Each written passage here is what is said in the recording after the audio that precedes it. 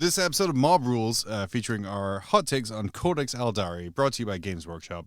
Thanks so much for sending us this preview copy of Codex Aeldari, available everywhere now.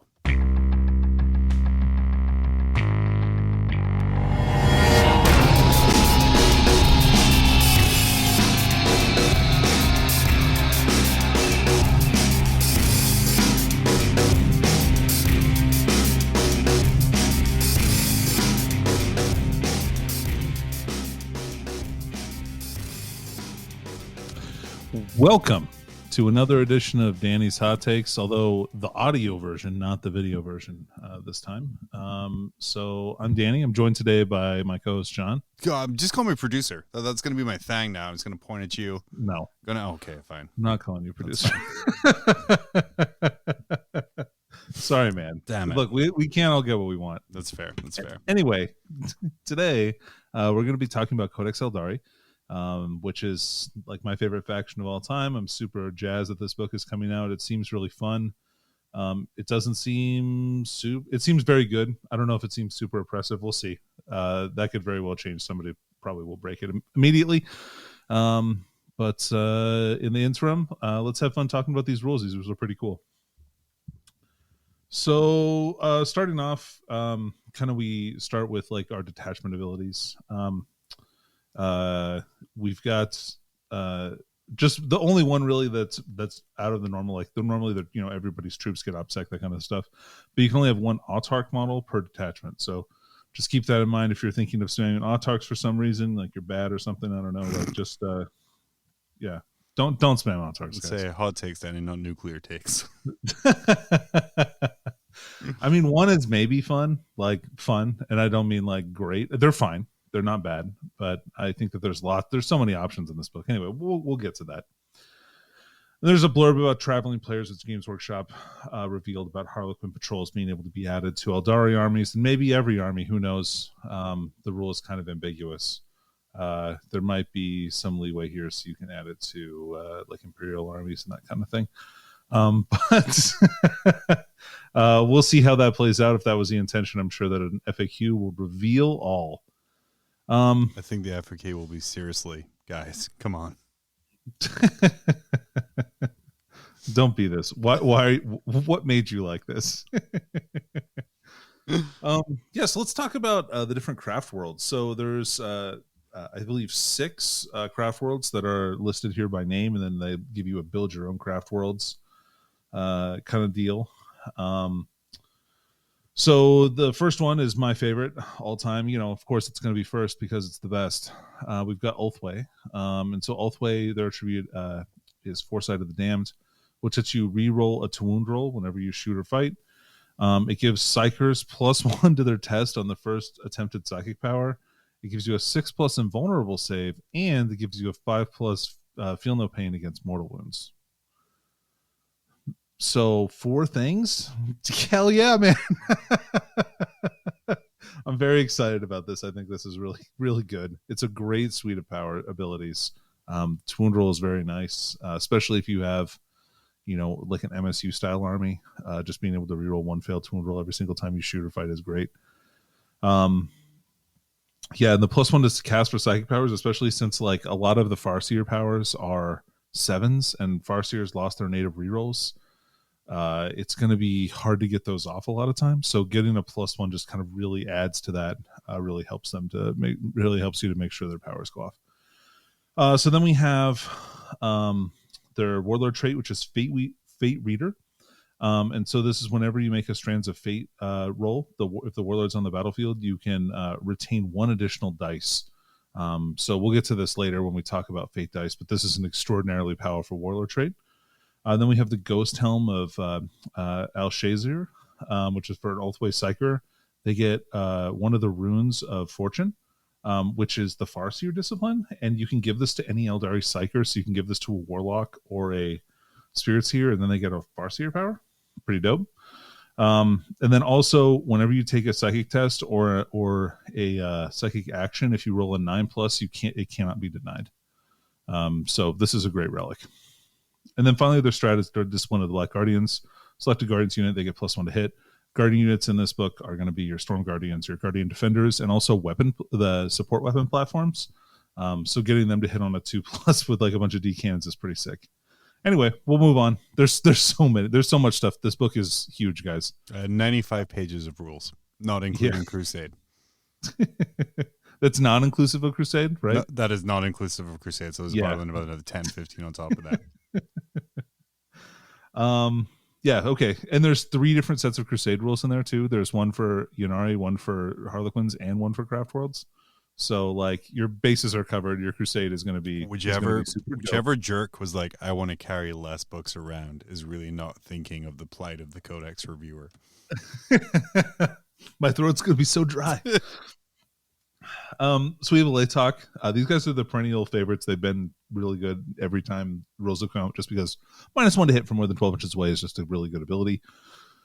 So now the ability is if you're more than 12 inches away, regardless of the unit type, it gets light cover. Also, if you're more than 12 inches away and it's an infantry or biker unit, they're also dense cover. So they get both of those abilities, which is great. And you ignore any modifiers to the move characteristic of infantry units when they so like when you like difficult terrain, that kind of stuff. Or if somebody tries to tanglefoot you, they just doesn't work against LA Talk. And then also they can re-roll. And they can also ignore rolls to advance as well. So same thing. They're kind of like Death Guard. The Warlord Trait is Master of Ambush. So you get to you can select a Rangers unit within 9 of the Warlord. Any infantry core unit within 9. And they can do an action and they can still shoot. And then also before the game starts, you can redeploy 1 unit of Rangers. The Relic is the Shrift Shout of Elenseer. So this is an Aletok infantry model. While the model is receiving the benefits of cover, you can't shoot at it unless it's the closest target for the closest eligible target for the attack, and the attacking model is within 12 inches. So you can kind of hide in the backfield with the character with that pretty easily. You know what I super like about that Master of Ambush Warlord Trait is the idea that you can cut off an 18-inch circle of the center of the table or of the board, and then before you begin, you just move them out of the way. Yeah. So like if you just pop them right up in your opponent's face, you really cut off a large portion of the board where they can deploy, and then after you're done deploying, you just boop away. Yeah. Like if you do get the first turn, because this is at the start of the first battle round, so you know who's going first.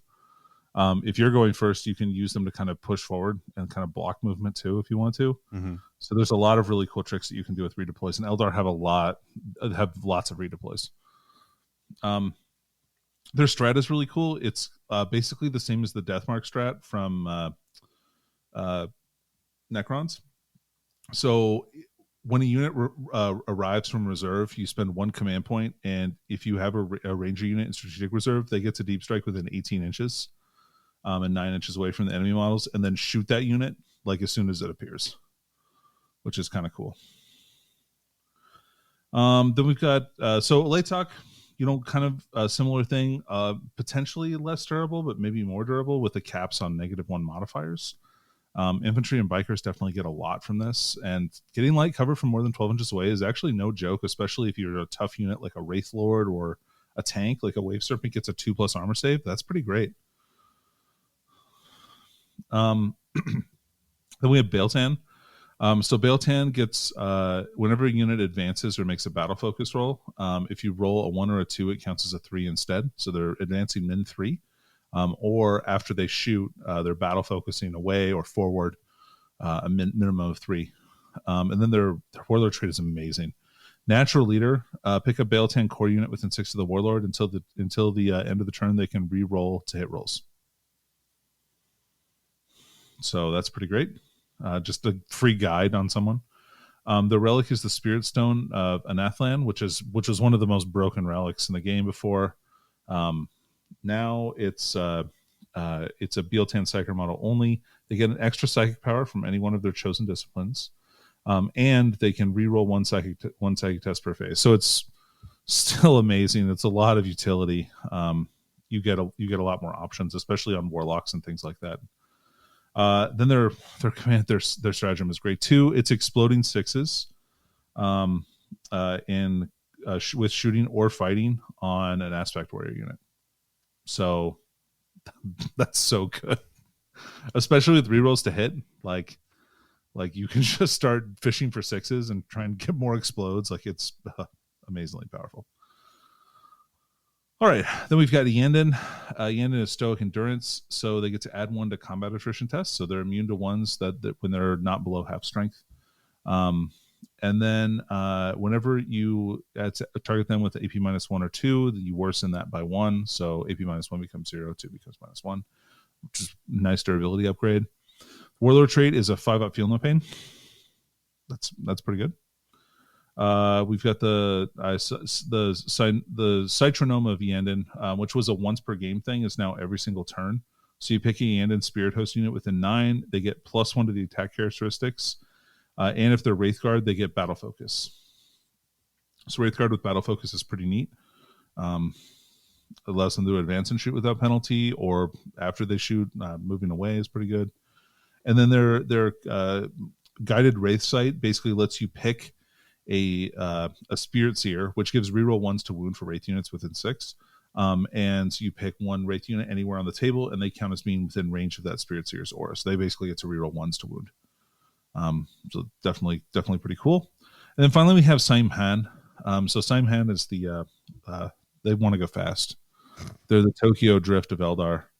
The Ricky Bobbies of the world. Just drunk redneck elves going as fast as they can. That's actually probably the best description of them. I like that a lot. The Farseers telling them, with all due respect, and I do mean with all due respect. So their attribute is reroll charge rolls, and also they can charge whenever they fall back. Warlord Trait is +1 attack and 6-inch heroic intervention on the Warlord, so good for an autarch. And their relic is the Talisman of Cheon Char. So this is for a Samhain model only. Whenever they make a melee attack, if a charge move has been made or they heroically intervened, add +1 to the strength and damage characteristics of that attack and improve the armor penetration by 1. So you can kind of get a neat like laser lance going here with Autarch on bike, or maybe if you wanted to go with a bunch of attacks or something like that, you go with like a Scorpion Chainsword or something. Mm-hmm. So you have some options here. Warriors of the Raging Winds. Basically, this lets you advance and charge with a unit of bikes. So it's pretty good on Autarchs and Shining Spears, and that's it. It's kind of a limited craft world. I think this one's okay. Okay, and there's so many traits. Yeah, the far-flung craft world is the build your own craft world where unless you're just copying the main craft world, you pick 2 attributes, and that's your custom craft world. Yeah. And so they're like there's 24 different traits. I think maybe 25 if I miscounted. Sorry. I thought you were going to say there's 24 traits, of which 25 are really good. As you would expect with Eldar. So I wanted to single out a couple of these that I think are particularly good.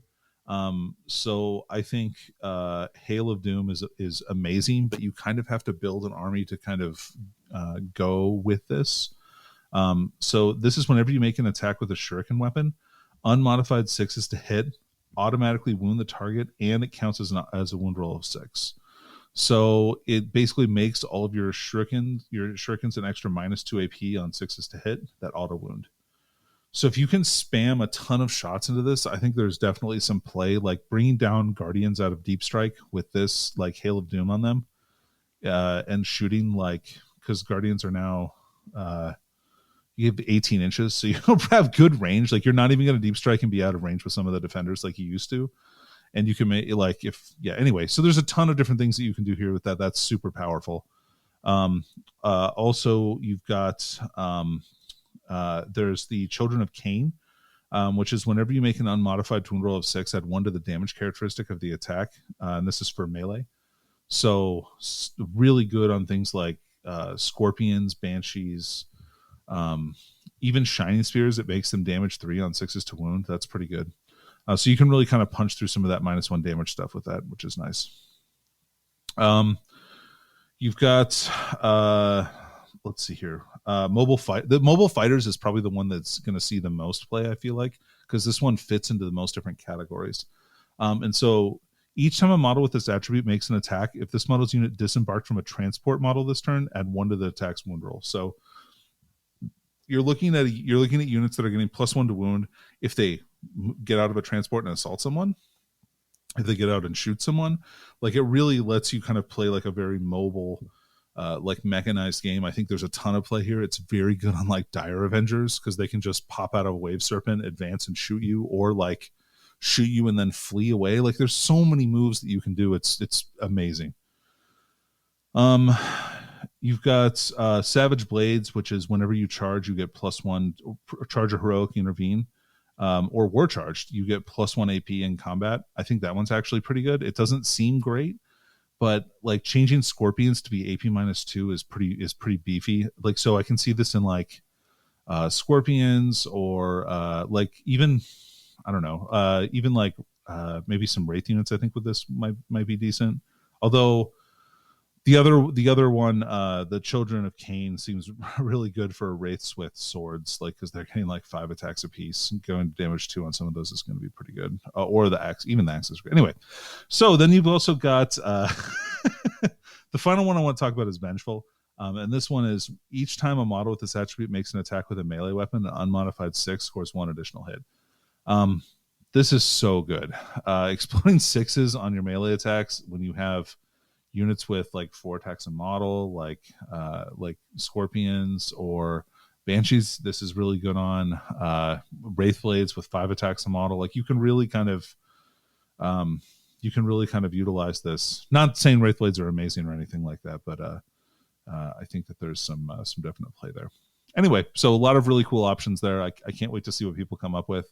I can see some really cool combinations here already. How do you rate things like Hunters of Ancient Relics, which is one of the craft world ones where it's like a unit with this attribute is performing an action, they can shoot without failing an action? With the changes in primary, with the new chapter approved Nashman packet, as well as sort of the increase in actions for points, how would you view something like that in list building? I think it's not bad. There's totally some good play there. I think it's really good on things like if it's a unit of 6 Swooping Hawks and you're doing R&D, like they can come down and shoot 24 shots and then just like, I don't know, they also get to action. That's pretty cool. So I mean, yeah, it's decent. There are units that have built-in action and shoot into their profile, which is Dire Avengers gets to do that. That's like one of their special abilities. So I think that there's some of this already built in the army, depending on what units you take. And I can see Dire Avengers getting taken quite a lot. They're very good. Yeah. So put in your orders today for Dire Avenger boxes. Yeah, they come in boxes of 5 now. Really? Wow. Yeah, dude. Ugh. Or they did the last time I bought them. Maybe they're 10s now. All right, so we've got Ynnari, and so Ynnari is basically 1 page of rules. There's a little bit on the second page, but basically it's an example of how to make a Ynnari detachment. So you get a little bit of FAQ right in your rule book right to start with. How do I use these rules? These are complicated. No, I'm just kidding. It's really not that complicated. Basically, the way the Ynnari rules work now is it's a Craft Worlds detachment that is also Ynnari. And for each Craft Worlds unit, you can have either 1 Harlequin or Drukhari unit, with some exceptions. Like, you can't take like the Avatar, you can't take Phoenix the Lord. Solitaire. The Anrathi Phoenix units. Lords. Yeah. Anyway, so they're psychers. They can't know powers from Runes of Fate, but they can know the other ones, so like Runes of Fortune or Runes of Battle. But they also have access to the Ynnari powers if they so desire, and the Ynnari powers are actually pretty good, I think. Anyway. What else? Let's see. You're only allowed to board your own transports. You can't mix transports, and incubi and scourges who cost extra points when you put them in the Ynnari detachment. I think maybe the reasoning behind this is because they don't normally get like an ability, but now they get Strength from Death. So I can see why maybe they cost a few more points, although 4 extra points a model for Incubi is a little steep, I think, for this ability. I don't know. And we can kind of go over this more when you look at the strats, but there's any like Inari specific strats that would really kind of make Incubi like awful? There's only one strat for Unari specifically. But so they get their attribute of Strength of Death, right? And so Strength of Death right now in its current form gives you Strike First. And if the model is if the unit is below its starting strength, they get +1 to hit. I mean, so it's not a bad trait. Like, it's totally good. It's just in this edition when things don't last between turns usually. So I don't know how much the +1 to hit is going to help, but always strikes first is really nice. If you have it, maybe even doubled up. Although I don't think that matters really. I don't know. It just like if people charge you, like they have to make some important decisions and things like that. The Warlord trait is the Warlord gets 1 wound back every turn, and if he's in engagement range, with any units that are below starting strength, they get +1 strength and attack. It's kind of cool. Mm-hmm. And the Relic is -1 damage, and damage 1 attacks, you get +1 to your save. Any armor save specifically. So that's cool. The stratagem is Inevitable Fate. So you use this when a Unari unit is selected to shoot or fight. Each time it makes an attack that targets a unit that was below half strength, you get +1 to wound. So 1 CP for +1 to wound against below half strength is, I don't know. I mean, that could be kind of cool. 1 command point for that is pretty cheap. Mm-hmm. So, yeah, I still think they're not great. But you don't lose that much from being the Unari, like from Craft Worlds. So you still get the normal Craft World stuff. I mean, you're not going to get like the Fate dice and things like that, which is that's kind of a bummer too. Anyway, so let's talk about Harlequins. How's that sound? That sounds like a joke.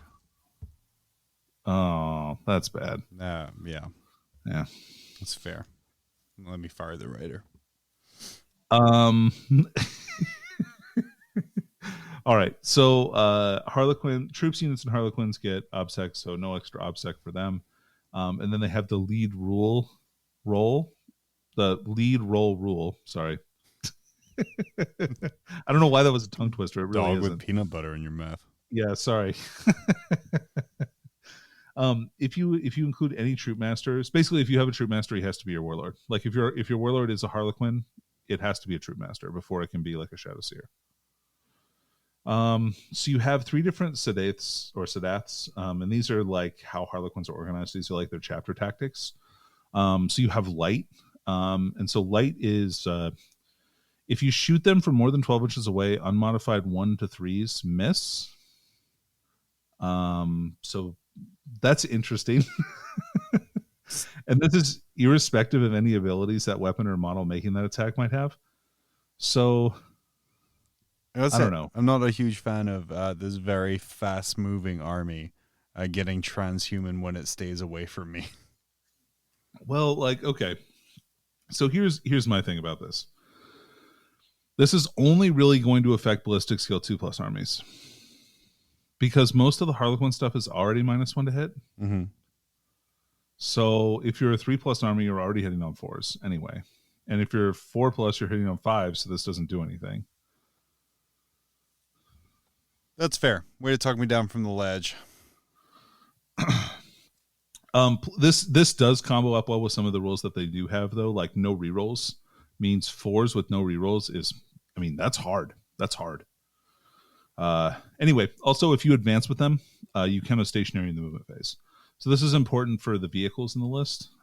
They can get advance and shoot, like so they can move 22 inches every turn and still shoot their weapons just fine.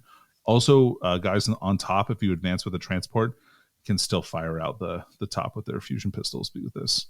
This is kind of like a combination of a couple of different old Harlequin rules. Anyway, the Warlord Trait is player in the light. This lets you heroically intervene 6 with the Warlord, and if they've made a charge move or heroically intervened, they get +1 strength and attack. That's a great Warlord Trait. Shadowstone is for a light Shadow Seer, which is weird. The Shadowstone for the light troop, I don't know. +3 inches to the bearer aura abilities to a maximum of 9. That's all for shield from harm is amazing. And then also, if you give a pivotal roll, which we'll get to later, oh my god, there's still pivotal rolls for this too. And then if you manifest a psychic power, you add 3 inches to the range of that power's effect. So you can get a 9-inch aura from a psychic power as well. Pretty nice. Their stratagem is Capricious Reflections, which when they're selected as the target of a charge, they just get to move 6 inches. Oh. Yeah, no thanks. I don't want to be charged. Please no. So this is kind of a cool so when I look at this initially, I'm like, and then I thought about it a while and I looked at it again. I'm like, man, you could make a really obnoxious shooting army with this that like stays at 24 inches and just blasts you. And then like when you try and get close, you're like, no. I do not consent to this. Yeah. Yeah. I think it's good. It's really good. And also anything that gives up free movement is just wonderful jank. Oh, yeah. It's awesome. All right, so we got Dark. This one's probably the best one, I think. Just because this is the best melee Harlequin build, I think, is Dark. Although Twilight's pretty good too. Dark is very good. So they get Fight on Death. As long as they haven't fought yet. So that's amazing. And whenever they make a melee attack, it's an extra -1 AP. So that's really good. The Warlord Trait is whenever the Warlord makes a melee attack and an unmodified wound roll of 5 or more, the target suffers 1 mortal wound in addition to normal damage. It's pretty good. And the Ghoul Mask is you get to deny a psychic power every turn. And you have a 3-inch aura of losing OBSEC for enemy units. So that's pretty good, Relic. I don't know. The role of John tonight will be played by disapproving grunts from afar. John, are you just imagining the ways that this is going to abuse you in the next year? Well, no one needs to tech for something now. Yeah. Oh, well, I think you won a lot of shots. Their stratagem is select a unit and they can't overwatch or set to defend. So not a great stratagem, but the other stuff is so good. I was going to say balanced out by everything else that the Dark can do. Yeah, it's Dark and emo. So then you have Twilight. So first round of combat for these guys, they get +1 attack. So that means the basic troopers are 5 attacks, which is pretty cool. And they get an extra 2 inches on pylons and consolidates. The amount of movement that they get is so insane. That's an extra 10 inches of movement from pylons and consolidates potentially. You can, oh my god. Anyway, so then you have player in the Twilight, which is if you're going to play pure Harlequins, I think this is a really great Warlord Trait. While this Warlord is on the battlefield, whenever you or your opponent spend any command points, roll a dice for each command point, and on a 6 you get 1 back. And if your Warlord is on the battlefield and you roll 4 or more dice for Luck of the Laughing God, which is the Harlequins special faction ability if they're all Harlequins, you gain a command point anyway. The Relic is the famous Twilight Fang of Twilight Master fame. Famous fame. What am I doing? I'm gonna say Twilight movie. I was like, wait, we're going that joke after you called my one bad. Is this team? Is this Team Jacob or? It's Team Edward, obviously. All right, so this is a +2 strength power sword. So +2 strength, -3 AP, 2 flat damage, and then you get to add whatever the battle round is to the number of attacks they get. Well, that's pretty gross. Yeah. So there's also and then finally their stratagem for 1 command point is Malicious Frenzy. So 6 is to hit in melee, auto wound the target. So kill him before round 3. So the Twilight Fang is really great, comboed up with one of their abilities to give a troop master a wounds on a 2+. Mm-hmm. So he just gets like 6 attacks plus whatever the round number is, hitting on 2s, wounding on 2s. Gross. Yep, he's pretty good. All right. Man, do we have strats. John, we have so many strats. We've got strats. We've got 46 stratagems. You've done a lot of counting and getting ready for this. John, that's all I do is count now. I think. I don't know if you knew that. As a lawyer in training, I just count things. This is the first time I've seen 6 pages of stratagems in a book. What did you think when you saw 6 pages of stratagems? Were you like, oh, that's fair? I was like, well, yeah. Okay. My initial review, my hot take, wow, this is a thick book. This is probably going to be like Space Marine 2.0. And I'm like, oh no, because instead of 1 billion data sheets, they just have 1 billion additional rules. Dude, no kidding. All right, let's go through them. I may kind of touch on these really briefly. I'm not going to I'll talk about, I don't know. Guys, there's 48. You know what? I'm going to skip the ones that are trash or the Games Workshop have previewed. There's 48 stratagems. If Danny spends a minute reading each of them, we're here for another hour. For an hour. Yeah. All right. So this one's specifically for Paul Winter, though. This is the Great Enemy. For he is the Great Enemy. A Siriani, Harlequin, or Yunari unit from your army is selected to fight. Whenever you make a melee attack against a Slaanesh unit, you get to reroll to hit and to wound for 1 command point. Because as we go through this book, we know Aeldari need all of the help against a Chaos Demon force. No, they will. Dude, those demons are... It's not fair. It's really not. How much the Eldar trash those demons. It's like, wait for it. I'm not a fan of faction-specific secondaries like this, outside of like very rare cases. But I understand its inclusion. I'm fine with this one specifically because, this just is so flavorful. Like, all the Eldar really do hate Slaanesh. So, anyway. So I'm going to touch on some of these ones that are really important, which is going to be like all the ones in this column. All right, so we have Matchless Agility, which is auto 6 inches on your Battle Focus move. Games Workshop did preview Battle Focus, so just go look at that at some point in time. Basically, it's like you don't suffer a penalty for moving and for assault for advancing and shooting weapons. But if you don't advance, you can then move after you shoot.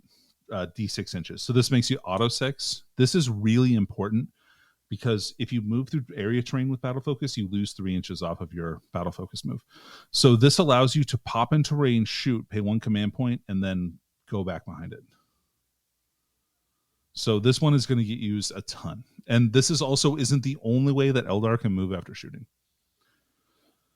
Lightning fast reactions is 1 CP for -1 to hit, melee or shooting. That one's great, just like Drukhari. Blade Storm, whenever an Asuriani or Harlequins unit is selected to shoot, shuriken weapons have exploding 6s. So 6s to hit, do an extra hit. Combo this up with that other ability, and that is super gross. 6s to hit or 2 extra hits, right? 6s to hit are a wound and a hit. Oh, cool. Yeah. All right. So we've got Martial Citizenry. Reroll wants to hit for Guardians. Not bad. Let's see. So they did preview Adventures of Assyria, and that one's really good. Unparalleled Mastery. So this lets you, for 1 command point, with Farseer, Shadowseer, you have Rain, or the Incarn. They can manifest an extra psychic power for 1 command point. Multifaceted Mind. Lets you, after a Farseer, Shadowseer, or you have Rain does a psychic action, they can cast 1 psychic power. So that's really cool. I think it still gives you lets you play with less psychers, and still do some of the actions. Phoenix Reborn, bring back a Phoenix Lord that dies on a 4+ with D3 wounds remaining. Cool. What? No, that's not a thing. That is a thing. Yeah, dude, that's 1 command point, John. That's super cool. I'm really glad they don't have a limit to how much damage you can do per phase to them. Yeah, but they only come back with D3, so you'll be able to kill them in the first time you swing at them. If you have the models for that, which you might not have is turn 2. Which you may not. Who knows? So you have Battle Psychers. So this lets you, for a unit of Warlocks for 2 command points, they get both the effects of one of the runes of battle So they get conceal and reveal. So they get to conceal something and reveal something else. I think that's really cool. And it's only after you manifest a psychic power. So you don't have to pay it until you know you get it off. You got Champion of the Aeldari for extra Warlord traits, and you pay for this for Sirianni and Harlequin characters. So extra Warlord traits is going to be for your whole army. You can't like kind of skimp out and like actually give like 4 Warlord traits to your army or something like that. Treasures is the same way. It's for Harlequins or Sirianni characters. You can do it 2 times, just like the Warlord traits is the same way. Then they have one called Relic of the Shrines. So instead of buying in 1 normal relic for your Eldar, you can get 2 relics for Aspect Warrior Exarchs. This lets you buy extra relics for your Aspect Warrior Exarchs. It's cool. I think it's neat. Some of them are good. Some of them are not. Seer Council. I think this one is probably the most flavorful one. I'm so glad this kept in, and it's super fluffy. So if you take a Warlock unit that's 2 or more models, so that means they're not a character, you can pay 1 command point before the battle starts for this. And it makes that Warlock unit be able to bodyguard for a Farseer, meaning you can't target them with the Farseer with range attacks while they're within 3 inches of the Warlocks.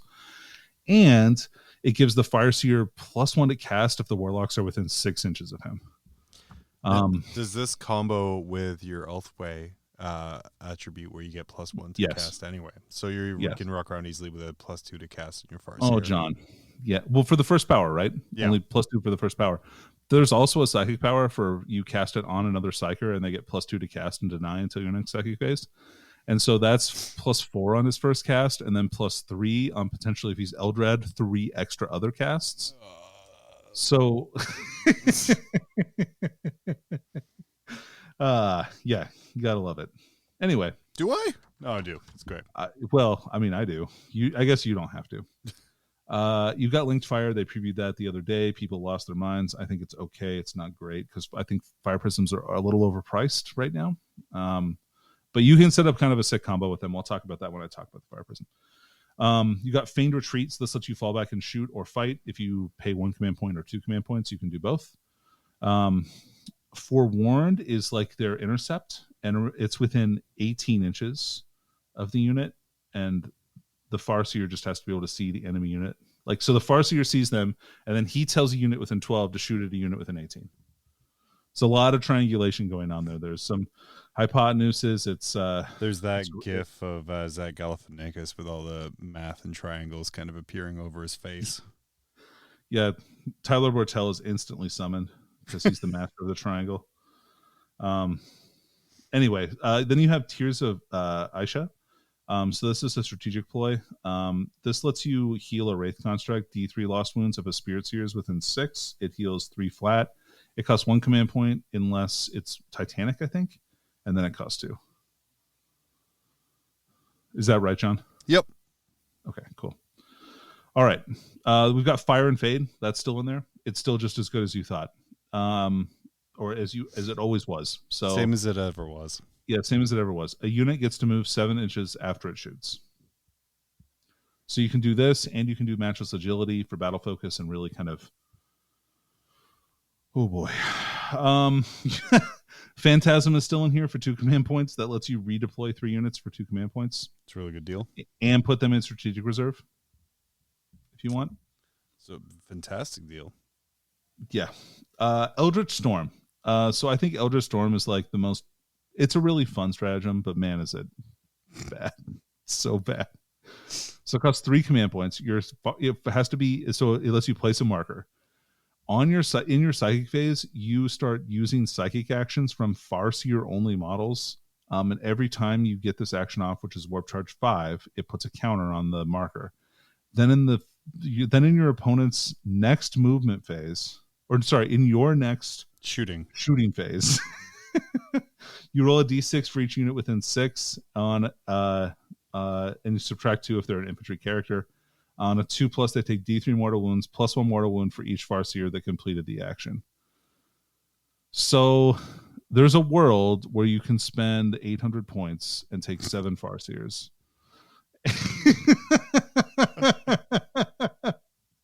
And buff this action up. Sir, may I remind you of the rule of 3? Please for a No. So you can take 3 Farseer Skyrunners, 3 Farseers on foot, and Eldred. We're reaching 12 Demon Princes levels of baloney right now with that combo. It's the ultimate Seer Council. It's the high Seer Council. What's the rest of your army? Doesn't matter. You're dead in your deployment zone. Take 50,000 mortal wounds. 3 Wraith Gates. It's all in reserve. Anyway, so we've got Webway Strikes. This is the deep strike for any infantry, biker, or Harlequin biker, infantry, Ynnari infantry, or biker. You can do 2 units if you spend 3 command points.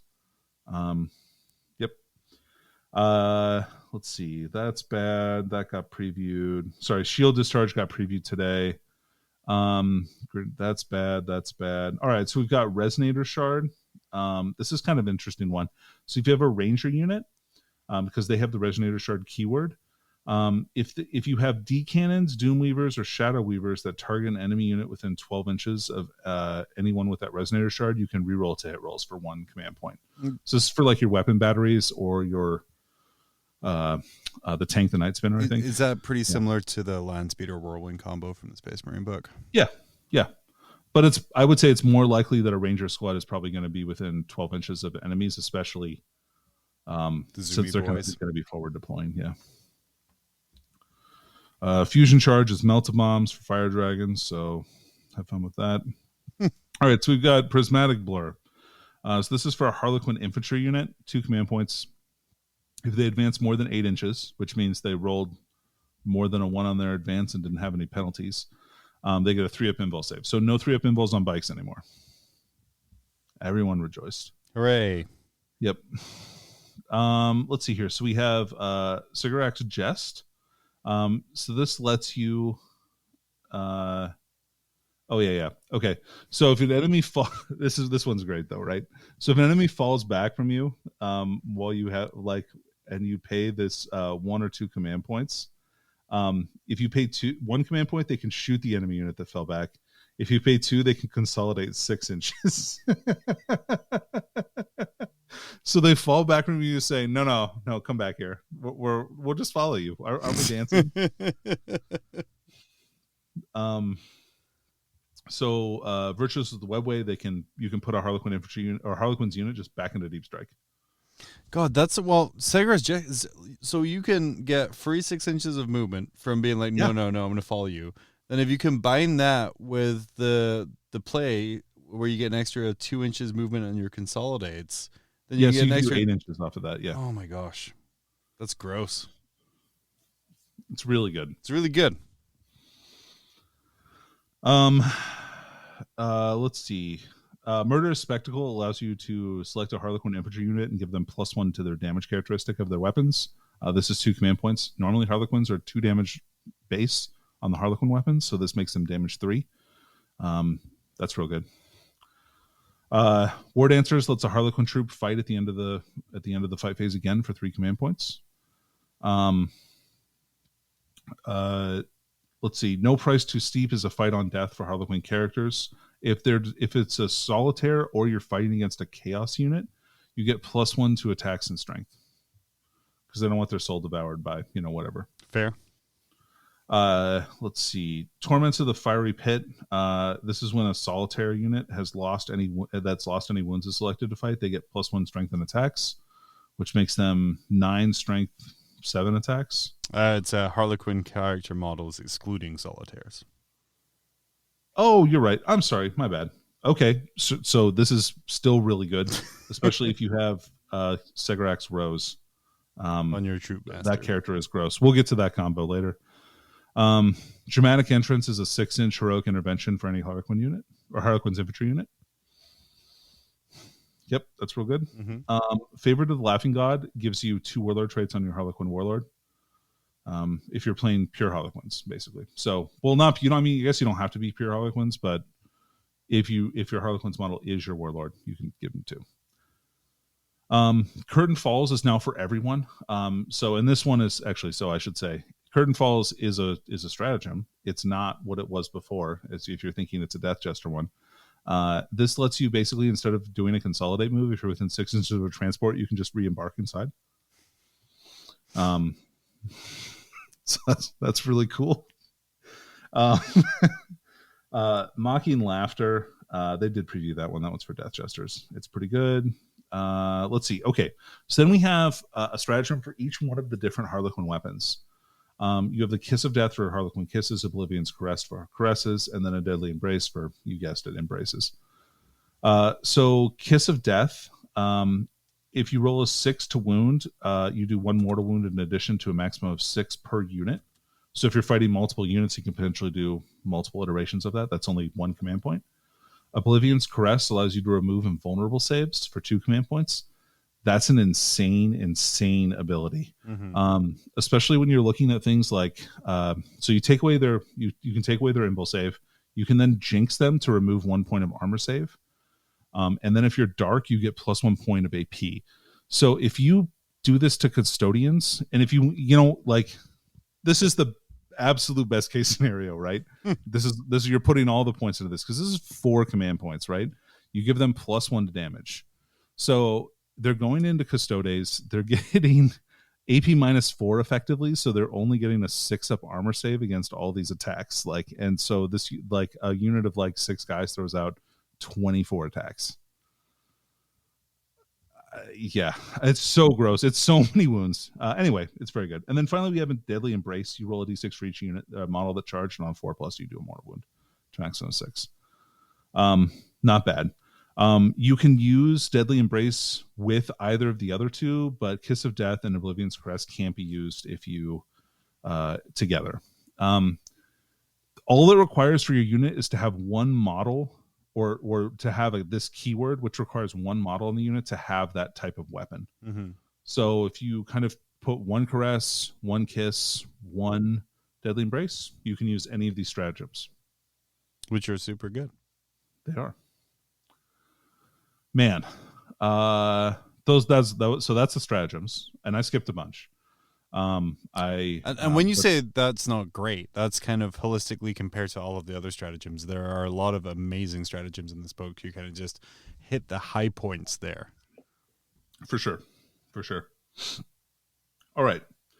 So we've got Exarch powers. So this is basically a list of 3 different abilities for each different shrine that you can give to an Exarch. When you pay the points for these abilities, you also give the Exarch some stat upgrades. So the Exarch gets plus 1 to their wounds characteristic, which makes them wounds 3 or 4 if they're a Shining Spear, or 13 if they're a Crimson Hunter Exarch. Hooray. Yeah. If it's a Crimson Hunter Exarch, Dark Reaper, Swooping Hawk, or Fire Dragon, they get plus 1 ballistic skill. If they're a Striking Scorpion, Howling Banshee, Shining Spear, or Warp Spider, you get plus 1 attack. You can't duplicate any of these powers over your army, but you can have more than 1 Exarch power assigned to different squads. So, we'll start with Crimson Hunter Exarch rules. So we have Eyes of Kane. So this is 30 points. Each time a model makes an attack that targets an enemy unit that can fly, it auto hits. Wait, I got that's so nuts. I don't know. That's crazy. But I don't think that they're good. Just please keep that in mind. That's a lot of points. It's 30 points alone for the upgrade on that one there. Yeah, so you're looking at I think you're over 200 points for this flyer at this point, and that seems like a lot for a flyer that doesn't have great defenses. You've got Strafing Assault for 20 points. This lets you ignore cover. And this is any cover, so dense, light, which is great. And then 25 points for Swooping Evasion for a 5-up invulnerable save. All those are good. Mm-hmm. Dire Avengers. So we've got 20 points for Defensive Stance, which lets you shoot into engagement, which is interesting. I don't know. I don't think that's good for 20 points. Shredding Fire for 25 lets you unmodified twin rolls of 5+, give you the extra -2 AP for Shuriken, which is pretty cool, especially if you have Doom. And you, I think that's not bad. But 25 points again is a lot. That's a lot of points. Stand Firm, I think, is the best one. This is only 10 points. They get OBSEC, and they get +1 They get +1 to leadership. And if they already get OBSEC from another source, then they count as double OBSEC. which means they can be around Azerman and get double OBSEC, which is pretty cool. Warp Spiders. So we've got Spider's Lair. This lets you turn a piece of area terrain into the spider's nest. This entire book was written by a Hot Topic assistant manager, I swear. No, actually, funny story, the guy's name was Spider. Really? His real name is James Spider and his famed Warp Spiders. James Spider the Third. So it makes the area terrain a difficult ground, and each time an enemy unit ends any type of move within that terrain feature on a 2+, they take D3 mortal wounds. And this is charges, this is moves, if they move in the psychic phase or for some reason, or if they battle focus. So we have Surprise Assault. You get to, whenever you come from a sudden assault, which is their deep strike, you get 1 extra attack with each of their death spinners. Yeah, and that's 15 points. That's not worth it. Web of Deceit. Instead of making a battle focus move once per battle, they can just leave and deep strike anywhere on the table. That's 15 points. That's probably the best one, I think. Mm-hmm. Pretty good. John, what do you think of those? Any thoughts? So there's a couple things like I like the way they're all obviously movement related and how they do things. Spider's Lair is kind of looking at that with the way that I've been Black Templaring recently. And I'm like, wow, if you really want to make the center of the table difficult ground, that really screws over a lot of things for some people. You can really cut open the board, but like I said, Web of Deceit, the power of like a mid-game redeploy cannot be denied. And for just 15 points, like you can drop in, like do your little R&D in one corner, drop out again and kind of go over somewhere else, or and if you have Hunter of Ancient Relics, John, or I think you could late game line breaker. Yeah. Well, yeah, I mean, you'd have to battle. I guess I was thinking you could drop in, action, shoot, battle focus. But you can't do that. No. That would break the action. No. Okay. So we got Shining Spears. These guys are not that scary anymore. I don't think they're anything to be afraid of. So we've got Expert Lancers. So in the fight phase, each time a model in this unit makes an attack, if they made a charge wound, add 1 to hit. This is 20 points. That's pretty good. I think getting on a 2+ is great. Heart Strike. Each time the Shining Spears Exarch model makes a melee attack, a 5+ to wound does a mortal wound in addition. This is 15 points. That's bad. Don't take that one. And then Lightning Attacks. They get, if you have this, if this model is in the unit, every time they make a consolidate, they get an extra 6 inches. So they get to move 9-inch consolidates. I think that one's pretty cool. Gross. I don't know. 20 points. 20 points is a lot, though, it seems, for that. I think Expert Lancers is worth it if you're going to have one unit. Like if you have a unit of 5, I think it's worth 20 points to make them hit on 2s. 4 points a model for that, I think is worth. We've got Banshees. John, Banshees are great. They are. They're very good. They're also fairly pointed. I'm actually really excited. I don't think this is super busted. I think it's very good though. Yeah. They're the herald of the 28mm base. I think some of the Harlequin stuff is busted, but I think the Craft World stuff is mostly okay. Anyway, so we've got Howling Banshees, Graceful Avoidance. While the Exarch is in the squad, you get a 4+ invulnerable save in melee. I think this is great on a squad of 10 Banshees because they're already going to be -1 to hit in melee. Yeah. And then 2 points a model to make them have a great 50-50 chance of just surviving is great. I think that's awesome. Nerve Shredding Shriek. Whenever you finish a charge move, you can select one enemy unit in engagement range with the Exarch and roll a d6. On a 2+, they take 1 mortal wound, and until the end of the turn, subtract 1 from combat attrition tests. That's 10 points. That's bad. If you wanted to take a power, like if you only had 10 points to spend on a power, I would still take it, because if you think about the stat increases that you get on them, you get a 3-wound model, like the Exarch is 3 wounds, and they're getting an extra attack. So if that's worth 10 points to you, then maybe that's worth it.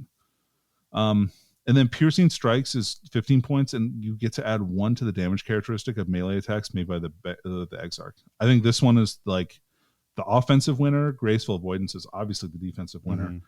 Piercing Strikes, though, like, because you can give them mirror swords, And then she's up to she's and with the +1 attack, then that means she's 5 attacks. So she's getting 10 attacks at strength 4 with +1 to wound at 2 damage.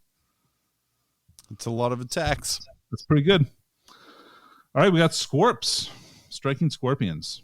15 points for crushing blows. Whenever you make a melee attack that's against a non-Titanic unit, if you hit, you wound. That's so that's only 15 points.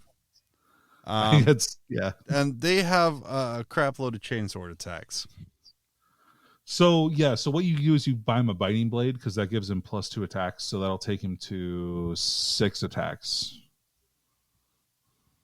At like strengths, well, the strength doesn't matter, but I think it's -2 AP, 2 flat damage. Mm-hmm. There's also a relic one that's extra strength, but it doesn't matter with crushing blows. Really good. Also, 6s to hit with scorpions explode. So that's even better because those hits will auto generate more, and you can make them if they're Bailtan. Then you can also get 6s to hit explode again. You can do some cool stuff with these guys. I don't know.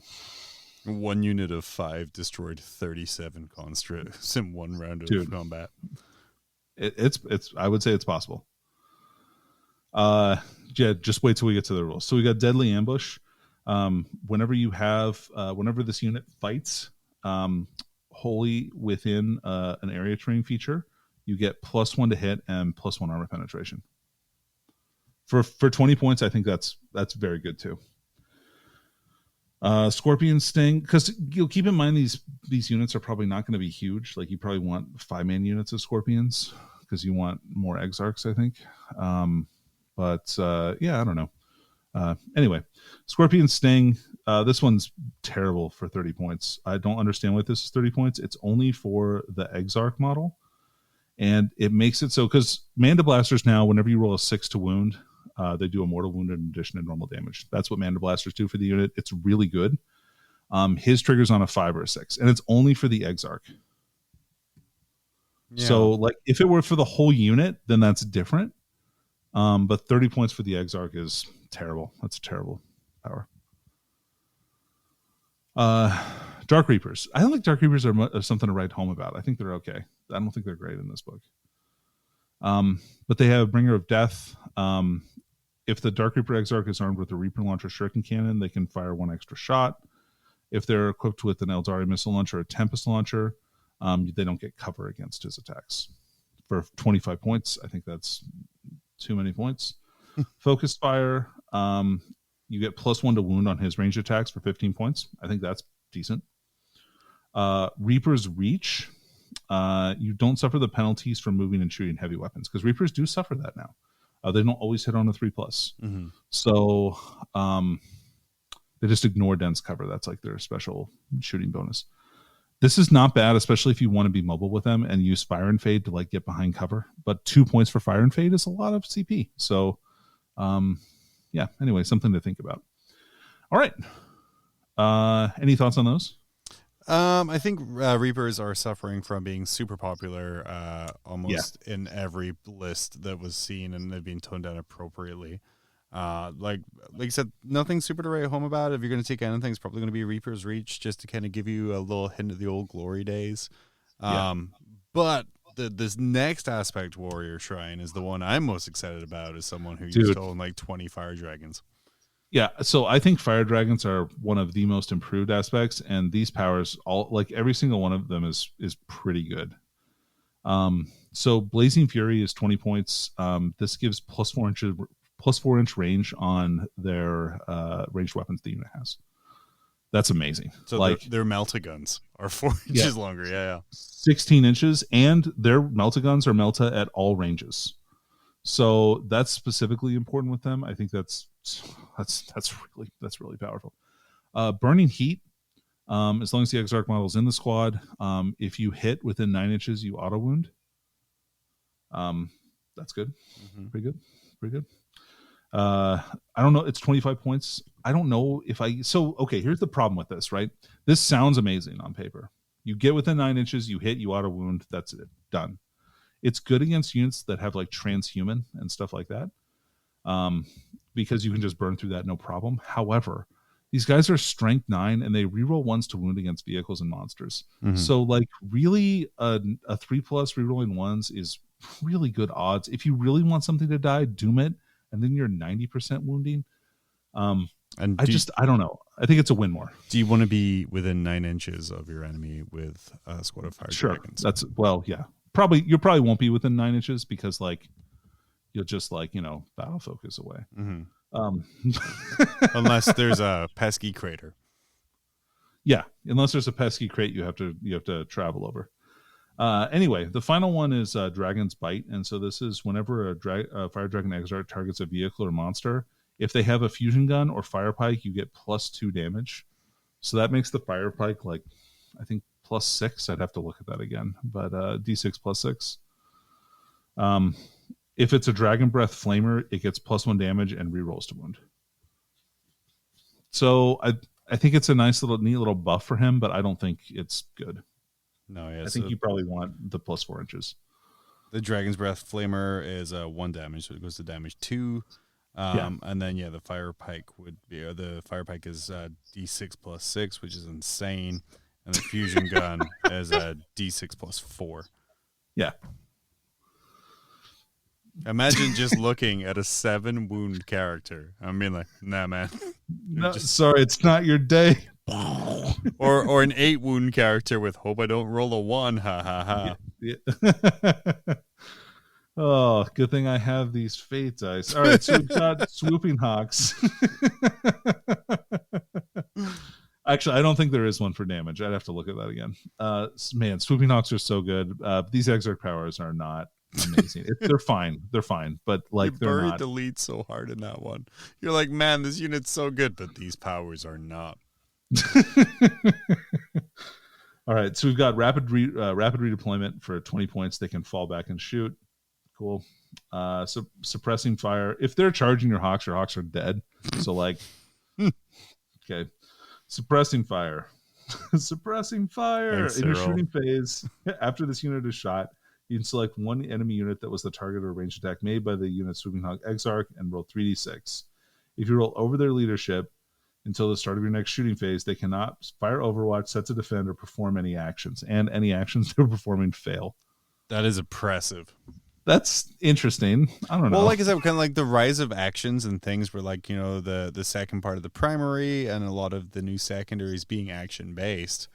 Being like, yeah, no, you're not doing that. It's interesting, right? Okay, so hear me out. Okay. So, like most of the actions you want to take finish at the end of your turn. So, like interrupting an action isn't super critical. I guess if you know a unit is going to do an action on the next turn and just say like, no, that's kind of interesting. But then there's also a mechanic where you have to roll 3d6 and higher than their leadership. I think it's cool. And I would like to see this. I would like to see stuff like this matter more. I don't know that it's hugely impressive to me. But maybe that's just my lack of experience showing with the new missions. Cause I've only played like, I don't know, maybe 3 games of them. 4 games. Anyway, the last one is Winged Evasion. This is 15 points again. Each time the unit is selected as the target of a range attack, if it contains a Swooping Hawk Exarch model, they're -1 to hit. So -1 hit from range attacks. That's okay. I don't think any of these are worth 15 points or 20 points or anything like that.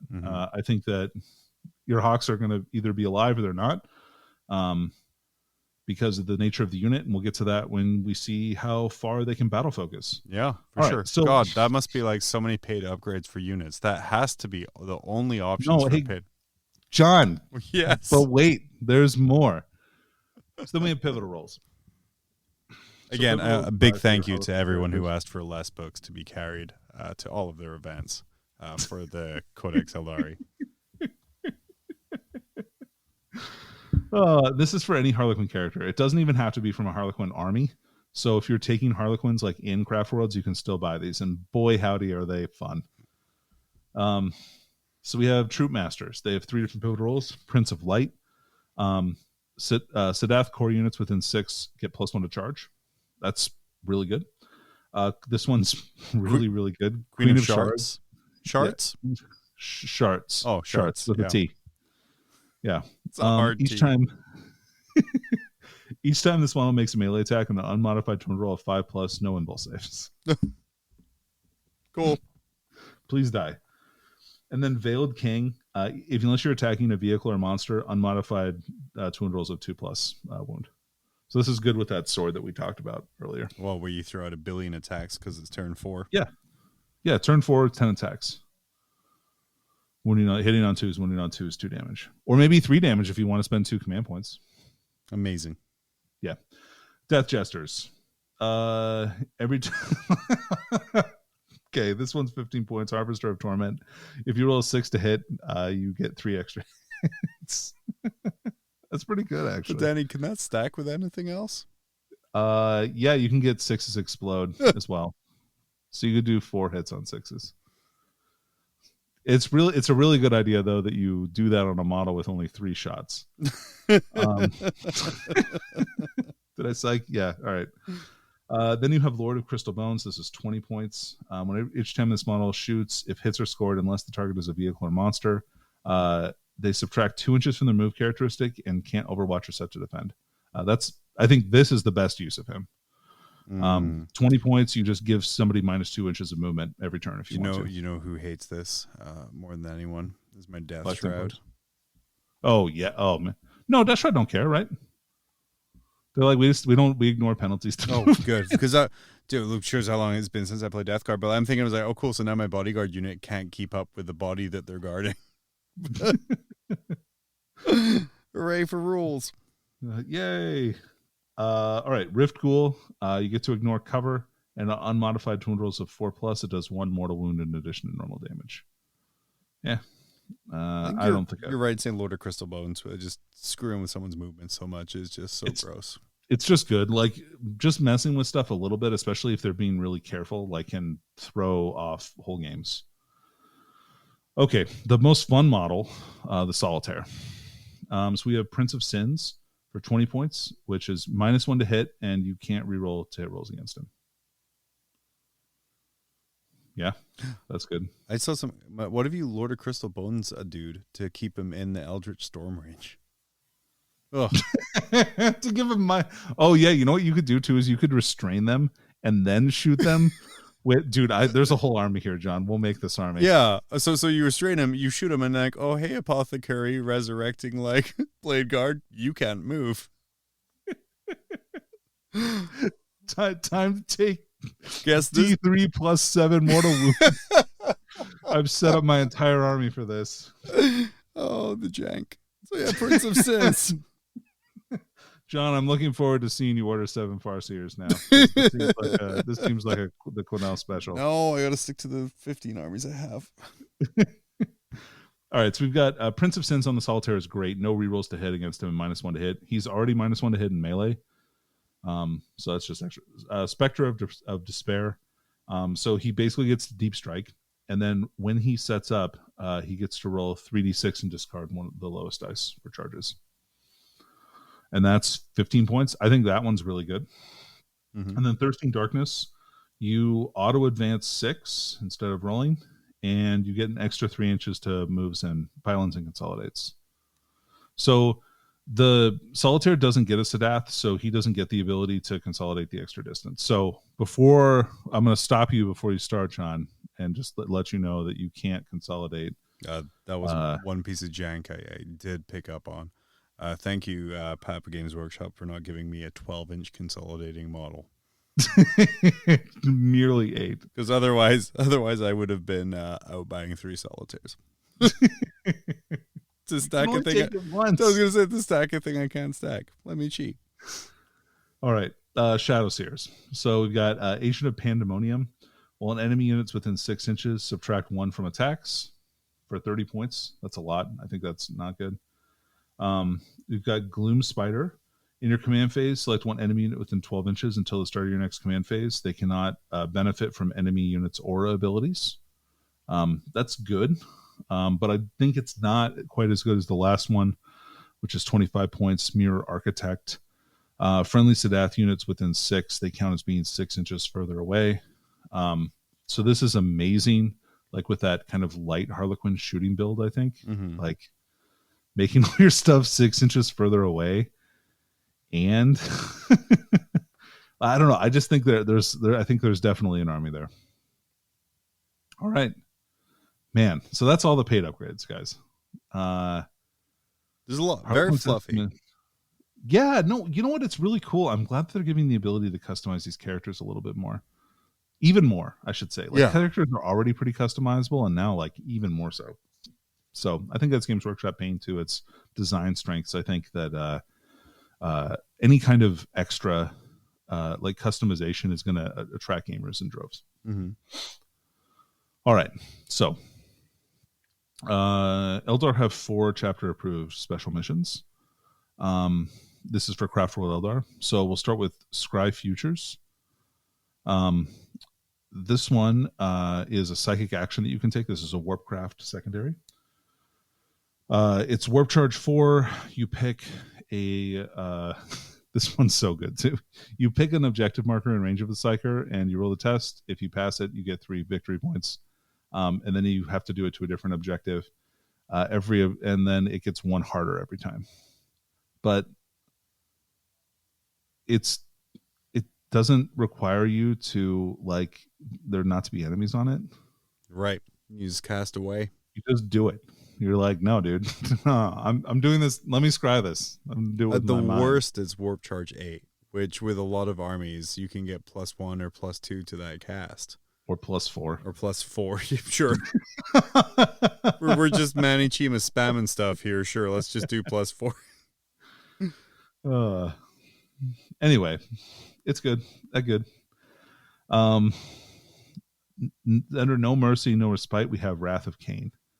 This one's so good. So score 1 victory point at the end of the battle round if 1 or more enemy units were destroyed by melee attacks made by an aspect warrior unit from your army this battle round. Score 1 victory point if 1 or more enemy units were destroyed by ranged attacks made by a different aspect warrior unit from your army this battle round. Score 2 victory points at the end of the battle round if 1 or more enemy units were destroyed by melee attacks made by an aspect warrior from your army, and 1 or more enemy units were destroyed by ranged attacks made by a different aspect warrior unit from your army this battle round. So if you kill a unit by ranged and shooting, you get 4 points. Yes. Which is so good. It like, is. how hard is it to kill a unit with shooting from aspect warriors, especially if you have Dire Avengers? I think it's like I said, it's not super spectacular, and especially you have to obviously pick your targets right, but it doesn't seem like a hard one to max out. Right. So I mean, if you do this 3 turns, like, and this also is battle round, so you get the whole battle round to try and kill stuff. It's not even just during your turn. So if they charge you and then, like, you interrupt or kill them somehow, you're getting that point. And like, it's not like No Mercy, No Respite has better options. Like, you have, I mean, there's good ones, but I think that's a solid secondary. Yeah. Like, if you have a lot of aspect warriors, I think it's really good. Yeah, like no prisoners grinding down to the last. Obviously, you can do builds like to the last, but with how lethal the game is right now, and then with no prisoners and grind them down, this one doesn't matter how much or what you kill. If you kill 2 little piddly units, then you get your 4 points. Yep. So then we have Scout the Enemy. So this one's interesting.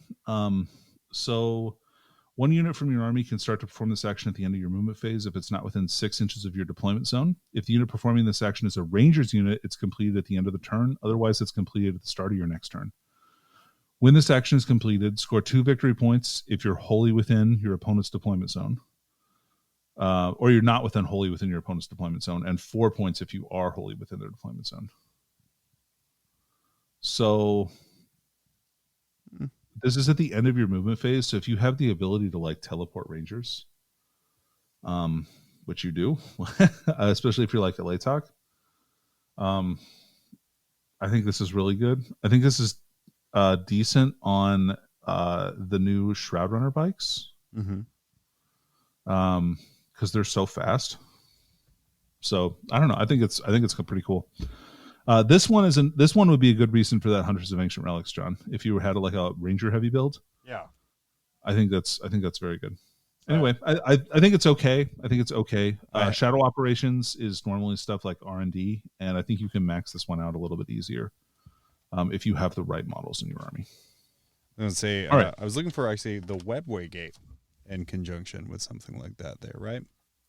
Or guess what, John? Battlefield Supremacy is the Hidden Path, which is a Wraith Gate, Webway Gate specific. Oh, buddy. I wonder where I got the term Webway Gate from. Have you seen this? Have you seen the rules for that? Are you looking at them? It's beautiful. It's very cool. It's beautiful. So if your army contains a Webway Gate, that unit cannot set up within 6 inches of your own deployment zone. If it doesn't contain a Webway Gate, during the first command phase, select one objective marker that's not within 6 inches of your deployment zone. At the end of your command phase, if you have the Webway Gate, you score a number of victory points equal to the battle round. And if you have one of your units within 3 inches of it, and no enemy models within 3. So, and then it's the same thing for the objective marker, basically. If you control it within a Suryana unit, you get victory points equal to the battle round. Mm-hmm. So I think it's better on the Webway Gate if you're going to take this. And keep in mind, you're giving up something really good for Battlefield Supremacy. Like you're giving up Strangleholds, you're giving up Engage on all fronts. So I think there's some risk here you're taking in taking this. But if your army is built around it and you're basically like, I'm going to take the middle of the table, mm-hmm. and there's nothing that you can do to stop me. Like, I think that they're like, you just have a bunch of units in the Webway Gate, like aggressive melee units, like the Avatar, like Wraith Lords, like just stuff that like you don't want to mess around with. Just Beef City in the center of the table hanging out at the Webway Gate. Yeah. And so, yeah, this is especially fun against, like, I think, like, especially the Webway Gate is great against Space Marines that take, like, Oath of Moment. Yeah. I thought we were talking about that, right? Yeah, like, why would I try and take the center of the table for my free point when you're just going to dump your entire army there with a thing I can't destroy? Who wants to fight the Avatar? Ooh, me. Oh. I don't. According to Warhammer Community, Mortarion and no one else. Yeah, that's true. Actually, I don't think Mortarion even does really that good against him. Especially if they have a Farseer doing some backup. He was the only unit that was able to down the Avatar in the Warhammer Community article, but he had no Farseer support. So, right. So, I mean, and keep in mind the Avatar is 270 points. How many points is Mortarion? That's not important. So, Harlequin chapter approved rules. Hell yeah, we've got some secondaries for Harlequins. Harlequins have 3. So we have No Mercy, No Respite. We've got a Deadly Performance. At the end of your turn, score 3 victory points if you do 2 or more of the following things. A Harlequins unit from your army controls an objective marker that you did not control at the start of your turn. A Harlequins unit from your army is wholly within your opponent's deployment zone. 2 or more enemy units were destroyed by an attack made with a ranged weapon by a Harlequin model from your army during this turn. 3 or more units were destroyed by melee attacks from Harlequin models. I think that's fine, honestly. Mm-hmm. Like, I think it's really easy to get. I think it's not that hard to get on the first turn. Right. So you can get in your opponent's deployment zone pretty easy, right? Yeah. I mean, you can just there's a psychic power for move twice. Mm-hmm. You can't do anything else, but who cares? You could just shoot up like a squad or like a Starweaver. Yeah, I think it's great. Because you can like advance, and then with light, you could like fire and fade and move another 7 inches and be in their deployment zone with like a transport. And then if they blow up that transport, there's another unit there to possibly score next turn. Hooray! We're here to fight. All right, so we've got Battlefield Supremacy is Take Your Places. Gotta love the names on these, right? If you select the secondary objective after both sides have finished deploying, you must set up an additional objective marker. Oh my god. In your opponent's deployment zone, and then your opponent must set up one additional objective marker in your deployment zone, and one additional objective marker within 6 inches of the center of the battlefield. All right, I already hate this. No one ever takes this so much. Why? Why are they doing this? You're just going to Kanye West the table. I'm like, I'm going to let you start, but first I need to place down 3 more objective markers. Let me play this side shell game with you. Yeah, it's the 3 cups with the ball. Yeah.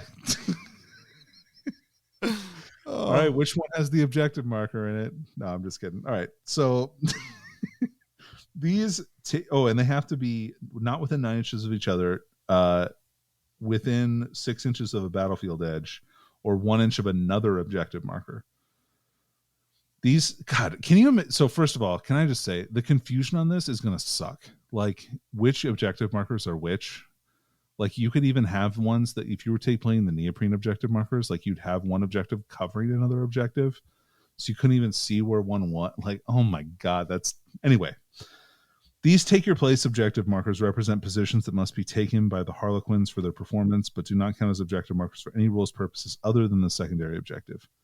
At the end of your turn, you score 2 victory points if you control 2. You score 4 victory points if you control 3. Never take this. I hate this. I hate this for so many reasons.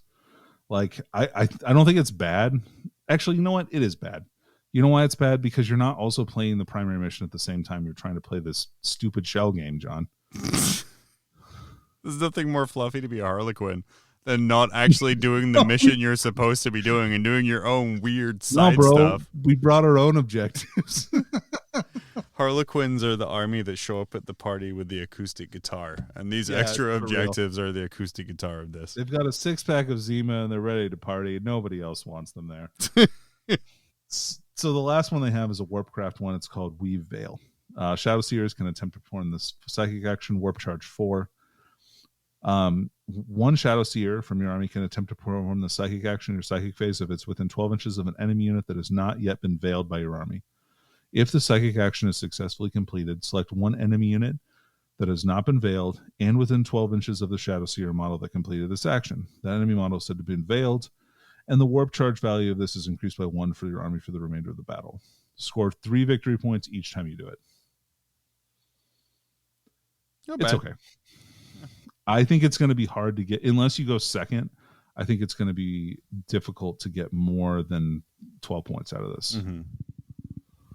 So, if you can keep your Shadow Seer alive. Heck yeah.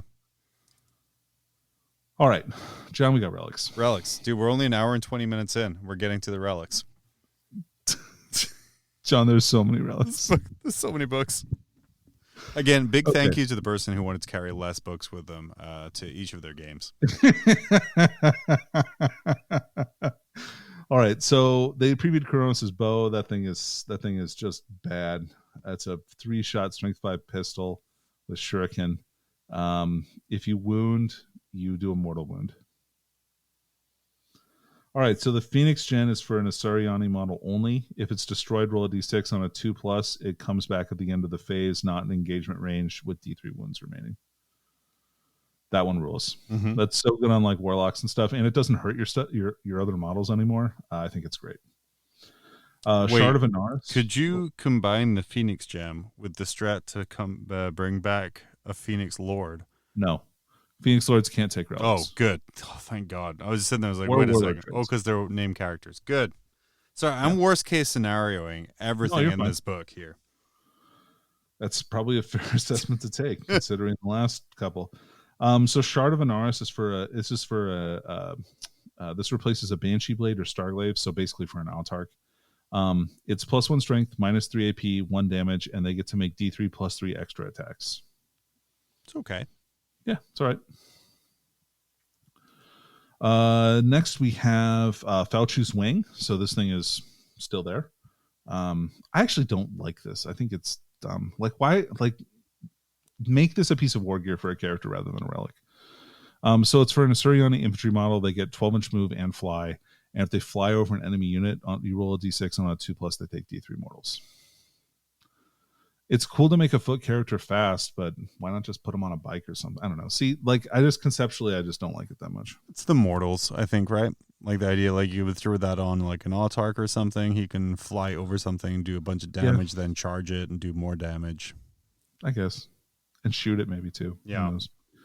So we got Fire Saber. So this replaces a Banshee Blade or Starglaive. It's a +3 strength, so that'll make the Autarch strength 6. -4 AP, 2 flat damage. If you roll a 6 to hit, you do a mortal wound in addition to normal damage. It's okay. It's nothing to write home about either, though.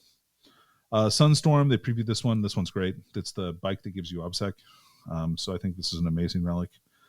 Aegis of Eldanish. So this is for an Autarch model. Gives them 2+ armor save and -1 to damage. I think that one's decent. And then we have the Weeping Stones. This is the one I've been taking on pretty much. This is like my baseline relic I've been taking. This is for an Assyrianus Psyker model. Each time you roll Strands of Fate, you can roll 1 additional d6. So combining this with the Ulthway trait, where I get to keep an extra dice and I'm rolling an extra dice, just means I'm controlling fate that much harder, and I just so hard. All right. So we've got the Storied Sword. This is for now we're into Harlequin relics. Also, just so people know, you can take Harlequin relics and Warlord traits as long as you have a Harlequin's detachment. So you're totally fine taking like these relics and Warlord traits that we'll talk about in a minute if you take Harlequins. Anyway, Storied Sword, +2 strength, -3 AP, 2 flat damage. This replaces an Aeldari power sword only. Its special abilities is it automatically hits the target. Suit of Hidden Knives. Harlequin model only at the end of the fight phase. If the bearer can make 3 extra melee attacks and they can't target Titanic units, if each hit you get is 1 mortal wound. Meh. Crescendo. This pistol is like almost interesting. It's so close. This is how bad like pistols have to be so good to be like noteworthy at all, right? So it's pistol 6, strength 4, -3 AP, 2 damage with shuriken. So on 6s to wound, it's -5. I think it's almost good. Like 6 shots is a lot of shots. Yeah, it's very close. -3 AP, 2 damage is pretty good as well. I mean, everything has -1 damage now, but those who don't. And sometimes it's -5 AP. Mm-hmm. All right, so here's a good relic though. Finally.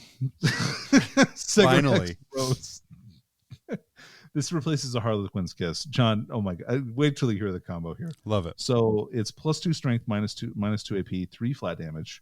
You get to reroll 2 wounds with it. So this makes your basic guy strength 5, rerolling failed 2 wound rolls, right? Mm-hmm. If he's dark, he's -1 AP on this, on top of this. So he's AP -3. You can give him the Warlord Trade, so 5s to wound are no impulse save. Or not the Warlord Trade, that's a relic. Wonderful. Thank God. Oh no, it's not a relic. It's a pivotal roll, John. Sorry. So we're keeping this. It's not a relic, it's a pivotal roll. I thought you'd fall into my classic blunder of just ignoring the rules. Yeah, that's my favorite blunder, right? I think that character is awesome. I think you can make a Troop Master very fast. You can make him advance D3 +3 and charge an extra 6 inches. So like he can move. He moves like probably 24 inches minimum. It's a lot, yeah. What's your name for this combo build? Every combo build has inches. a weird. He minimally moves 20 inches, so 23 inches if he gets out of a. Anyway, what do you call this one? Because you have like the Slaplin, you have like the other ones, the Thunderhammer dude whose name I forget right now. What's that thing that they stick in your butt? It's called like the rose. Like you twist it and it's a torture device. Do you know what I'm talking about? Buddy, I have a very vanilla life. I don't know what you're talking about. I'm gonna call it. Yeah, no, this is the Rose Master. The Paul Winters SEO. Winter's Rose. That's what it is. All right. So yeah, I think that relic is awesome. It's really good. Star Mist Raiment. You can't reroll to hit or to wound rolls against the character, and once per bout in your command phase, you can decide that he'll mimic Alos, which means he. Just imagine this is Taylor saying like he goes to kill God. And in this case, he gets the 3+ invulnerable save. Imagine charging this knife-eared character and having to put up with community theater while he avoids all of your blows. Oh, the acting is so acting. Oh, all right. So we got the Laughing God's Eyes, the final relic. It's a 6-inch aura of a 5+ feel no pain against mortal wounds. Don't take that one. All right. Hey, John, did you think those were all the relics? Because those aren't all the relics. Oh my gosh. There's so many more. Part 2 of this podcast will not be behind a paywall, but it will deal with data sheets. So we've got the Avenging Blade. So this replaces a Dire Sword for a Dire Avenger. It's +2 strength. If you successfully wound, it does 1 mortal wound. It's bad. Don't take that. Dragon's Fury is for a Fire Dragon Exarch. It makes the unit -2 to charge. That relic is excellent. Mm-hmm. Shadow Sting is for a Biting Blade Scorpion Exarch. It's basically a +1 strength Biting Blade. I don't think it's very good. I don't think it's worth it, though. I think it's just not good, that much better than the normal one. Right. There's better relics, right? Yeah. What about the Crone's Cream? Crone's Cream? Is that butt cream, John? Oh, man. Fantastic. Oh. All right. Just kidding. Crone's Scream. Oh, that's what it was. Once per battle at the start of the fight phase, you can select one enemy unit within engagement range of the bear and roll a d6. On a 2+, that unit takes d3 mortal wounds and an additional 1 mortal wound for each charge move the bearer has made that battle. Oh, screw you. Yep. Nope. All right. So Phoenix Plume is for a Swooping Arc Exarch. They get a 4+ Invul save and 5+ Feel No Pain.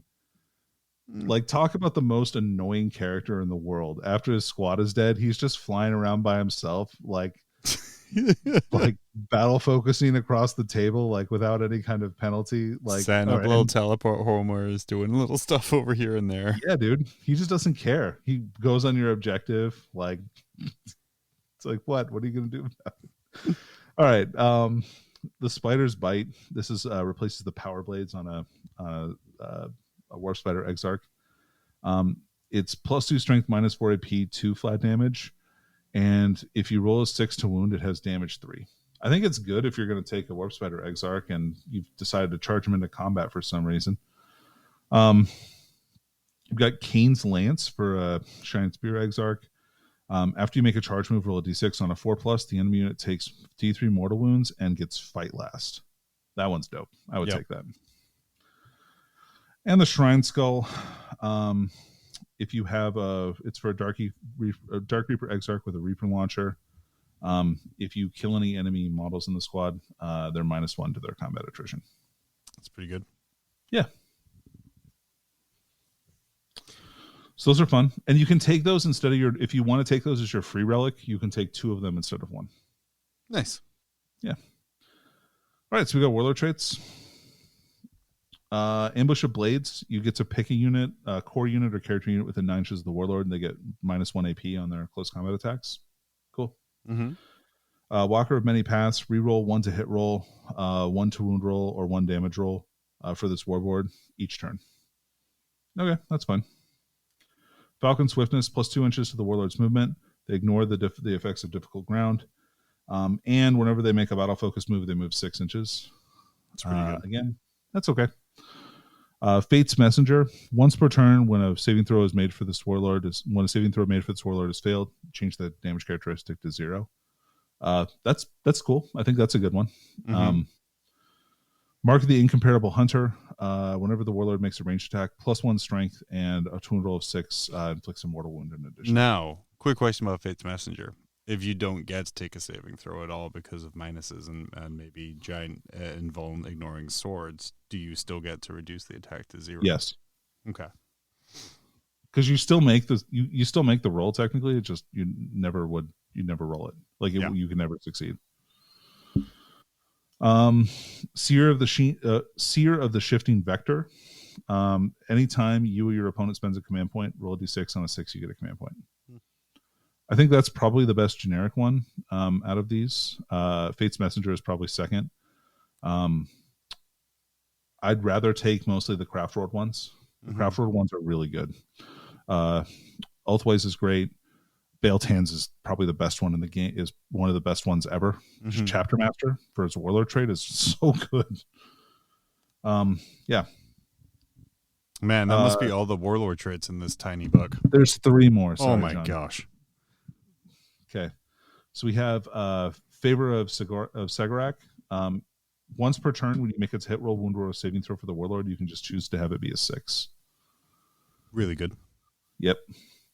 And then Fractal Storm is you can't reroll to hit, to wound, or damage rolls against the Warlord, which is really annoying.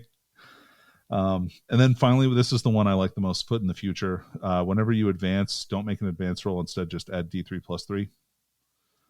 And whenever you make a charge roll, it adds 6. That's gross. Well, if you add that to your little murder troop master, that's what I'm saying. He's a little speedy boy. Yeah, so he gets out of a transport 3 inches. He moves 8. He moves D3 plus 3. So he's already moving a minimum of like what 8, 11 plus 4, so 15 inches. Mm-hmm. And then he's charging you 2d6 plus 6. And he can move over enemy models. So like he can charge over your screen into your character if you've left room for his base. Just Leroy Jenkins in it into your backfield. Yeah.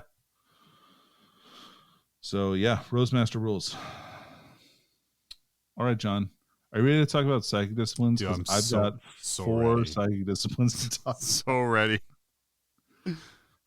Oh man, this is quite a book, I have to say. This is. We are so far less than 40 pages into 90. Yeah. Well, and look, like keep in mind, like the data sheets are probably going to be a real quick description. Yeah. Let's see here. So, Phantasmasty is the lore for Harlequins. Twilight Pathways lets you do a Sadath core or character unit within 6, and they make a normal move, advance, or fall back. However, they can't shoot or charge. Oh, sorry, they can't charge if they do this. So you can't double move and charge anymore, which is a pretty big hit to Harlequins.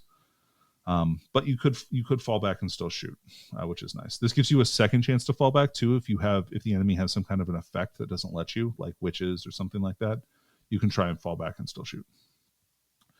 Fog of Dreams lets you pick a core character unit within 12 until your next psychic phase. They can't be shot unless they're the closest eligible target or within 12 inches. Mirror of the Minds is Warp Charge 7. Select an enemy unit within 18 inches of the Psyker that they take D3 mortal wounds, and then you roll off. And every time your opponent loses, they take a mortal wound. Until 6 mortal wounds happen or your guy dies. Yep. Hopefully that's a dead dude. Or not, if you're not playing Harlequins. Like, hopefully you have 7 wounds left and are far away from an Eldritch Storm. There you go. Yeah. Mark saved from Eldritch Storm. Damn, now I gotta Photoshop that for Monday. Keep talking about me. Yeah, dude, you gotta make a meme of that. That's great. Veil of Tears, Warp Charge 7. Select an enemy unit within 18 invisible to the Psyker. Until the start of the next psychic phase, models in that enemy unit cannot target Sadath units from your army that are more than 18 inches away with ranged attacks. Nice. That's cool. Shards of Light is Warp Charge 6. Select an enemy unit within 18. Invisible. They take 1 mortal wound. If it's a vehicle or monster, they take, or a unit that contains 6 or more, they take D3. And they're -2 leadership. Bad. Webway Dance is a blessing. Warp Charge 7. They get you get a 6-inch aura from the Psyker of 6 up Feel No Pain. Which is great on the bikes and it's not core, it's just Sadath units, so that does affect your transports and vehicles, so that's pretty good for them. All right, baby, we got Runes of Battle. So we only have 4 Psychic Disciplines, but since the Runes of Battle are actually 2 powers for each power, so technically we kind of have 5. All right, so Runes of Battle, we have Conceal, Reveal. Conceal gives you light cover. Reveal means you don't get the benefits of cover from just Asuriani models. Mm-hmm. And you can only cast these on core or character models. Although Conceal is specifically not characters. So don't worry, Eldar have lots of core. Lots of legs. Embolden and Horrify. Embolden is +2 to leadership, and then also fights first. Horrify is -2 leadership and fights last. Warp Charge 7. That one's so really good. Yeah. 18 inches, and it doesn't have to be visible. So you can be hidden behind something and still cast that on somebody. Enhanced Drain is +1 to hit, -1 to hit. And that's Warp Charge 6. Protect Jinx is +1 to saves, -1 to saves. Same as it ever and was. the -1 to saves is not loss, is not like you don't lose that to being any kind of other unit in your army. So you still get to benefit from that, even from your Harlequins, Ynnari. If you're Drukhari, like you could potentially get that in there as well. That's also Warp Charge 7. Quicken Restrain is Warp Charge 6. Quicken is you get to make a move, but you don't get to shoot or charge. Restrain is half movement and no actions.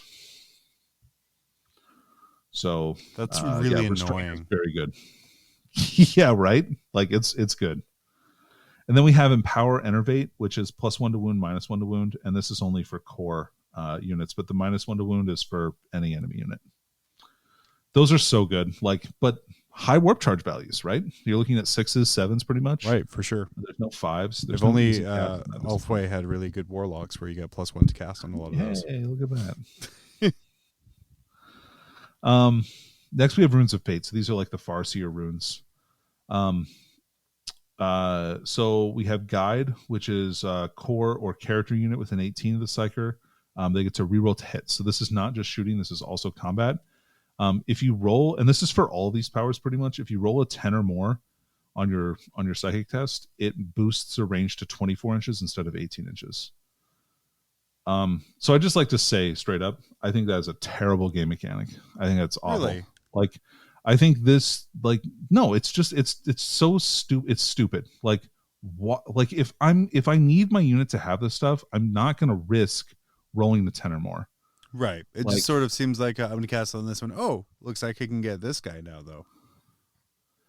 Well, like, I guess if you have two choices and you have a preferred choice and you can't make it to them or something like that, like, maybe I just think it's not good. And I know you don't have to declare targets until after you've actually like manifested the psychic power. I don't know. I just don't like that mechanic. I think it's a bad mechanic. Like, if you should have a 10 or more, it should do a boosted effect. Boosted range just doesn't do anything. And I'm not going to risk trying to cast that on a 10 if I don't, like, there's no way. I'm going to make sure that my unit's within 18 inches of my character. I don't know. Anyway. Doom is Warp Charge 7. Guide is Warp Charge 6, so that's pretty nice. I do like that it's 6 now instead of 7. And it's better in every way. I just don't like that 10 thing. I'm being needlessly picky, I think. So Doom only is Warp Charge 7. Pick an enemy unit within 18 inches of the Psyker. And keep in mind now, like, both of these have gotten nerfed a little bit too, because they're not naturally 24. They were 24 naturally before. Now they're 18. So until the start of your next Psychic phase, core and character units that target the enemy unit get to reroll 2 wounds. So no non-core stuff getting to reroll 2 wound against the target. Fortune is a core character unit within 18 inches of the Psyker. They get a 5-up Feel No Pain.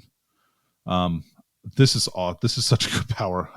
It just helps to boost the durability, especially a multi-wound unit.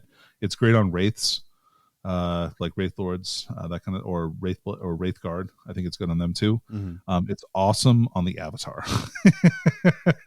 Because then he's a 2-up armor save, 4-up invul, half damage, 5-up Feel No Pain. Like, I think he takes on average 1 damage every time a Dark Lance shoots at him. Or like, no, it's half a damage. That's not great. Yeah. Well, from my perspective, from yours, it's amazing. It's a great combo. Yeah. Well, if you want to kill the Avatar, you should pepper him with Small Arms Fire. Preferably like strength 5. Like, that's what you need. I think that's the magic bullet. Sweet spot. Yeah. Play Tau. That's what I tell you. All right, so Executioner, Warp Charge 7. Select an enemy unit within 18 inches of the Psyker. They take D3 mortal wounds. If you kill anybody, they take an extra D3 mortal wounds. You can't target characters with wounds of 9 or less. Nice. Yeah, I think that's great. And then you have Will of Assyrian. This power has changed quite a bit.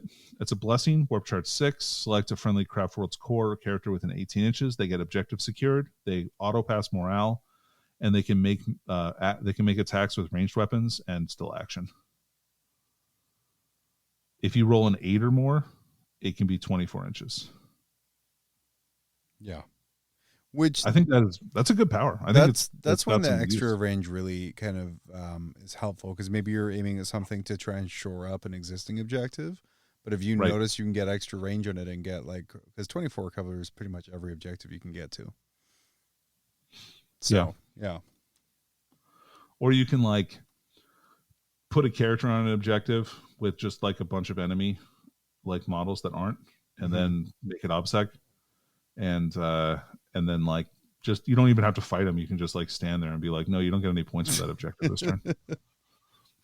It's pretty good. Mind War is Warp Charge 7. You roll off and add your leadership values. Every point you win by, the enemy takes that many mortal wounds. If you roll a 10 or more on the psychic test, you can roll 2d3 instead of 1d6 to your leadership value add. So that's a good, for 10 plus, I think that totally works. I think that's a great, right. I like that. Anyway. Okay.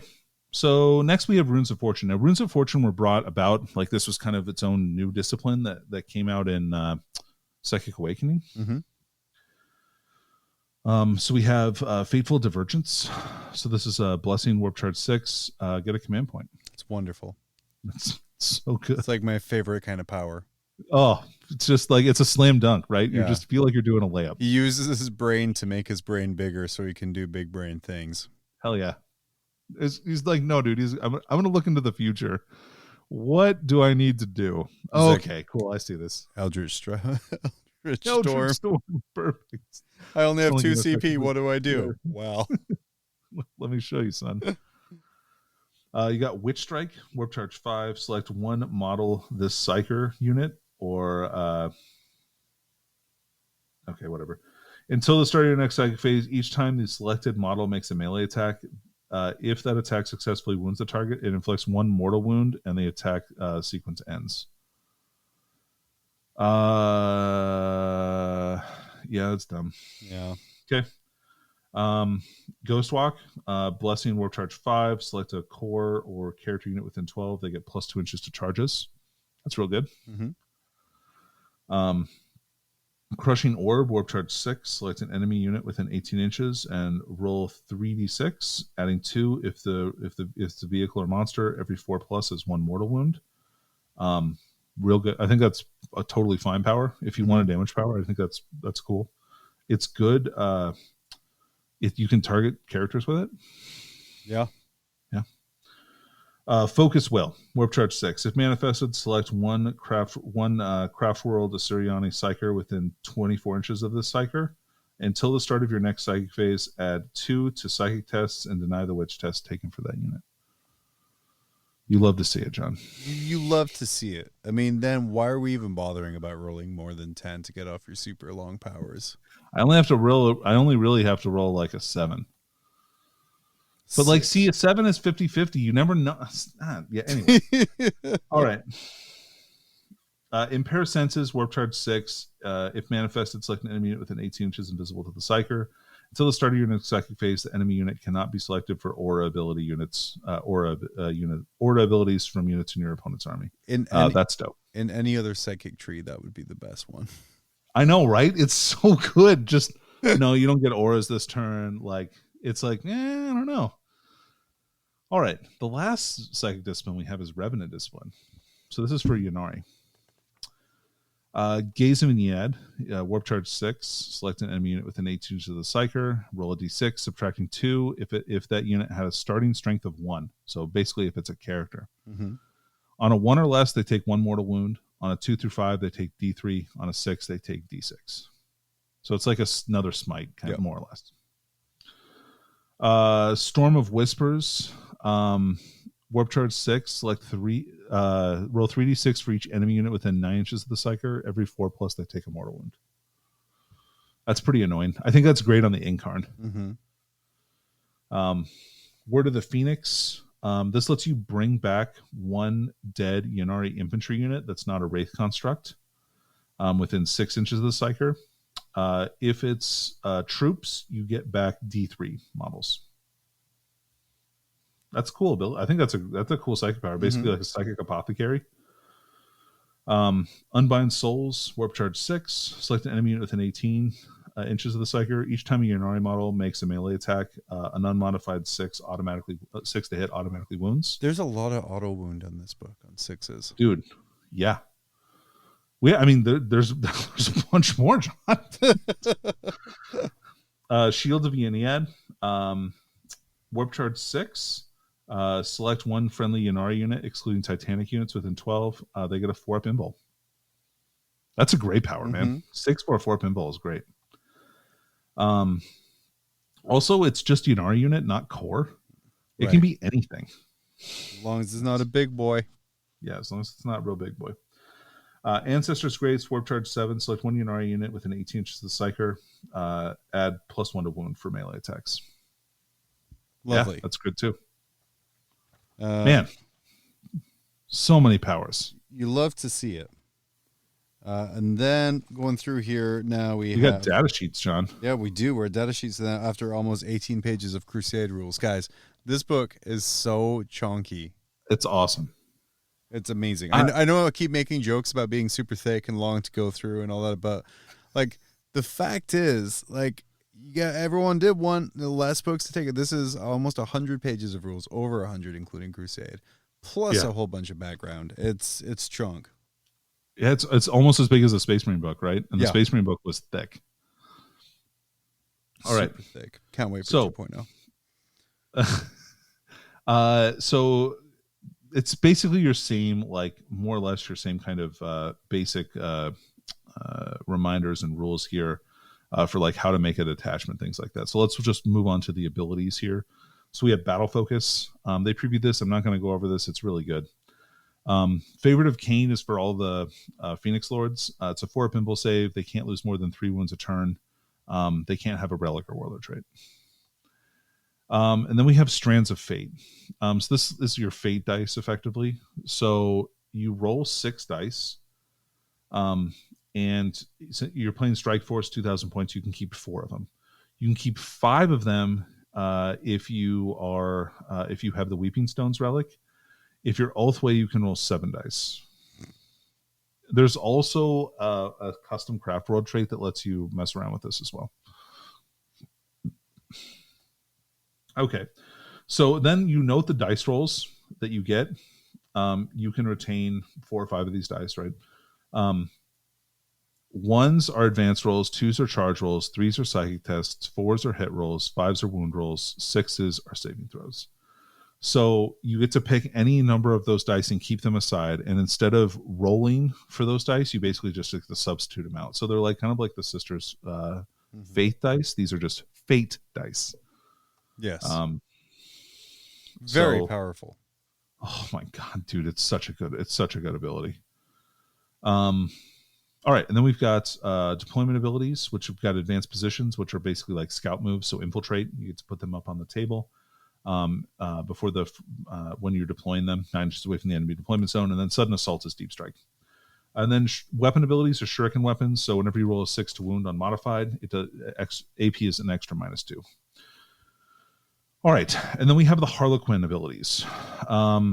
So Harlequins have Harlequin's panoply, which is their their dress, right? It basically gives them the rule 4+ Imbol save.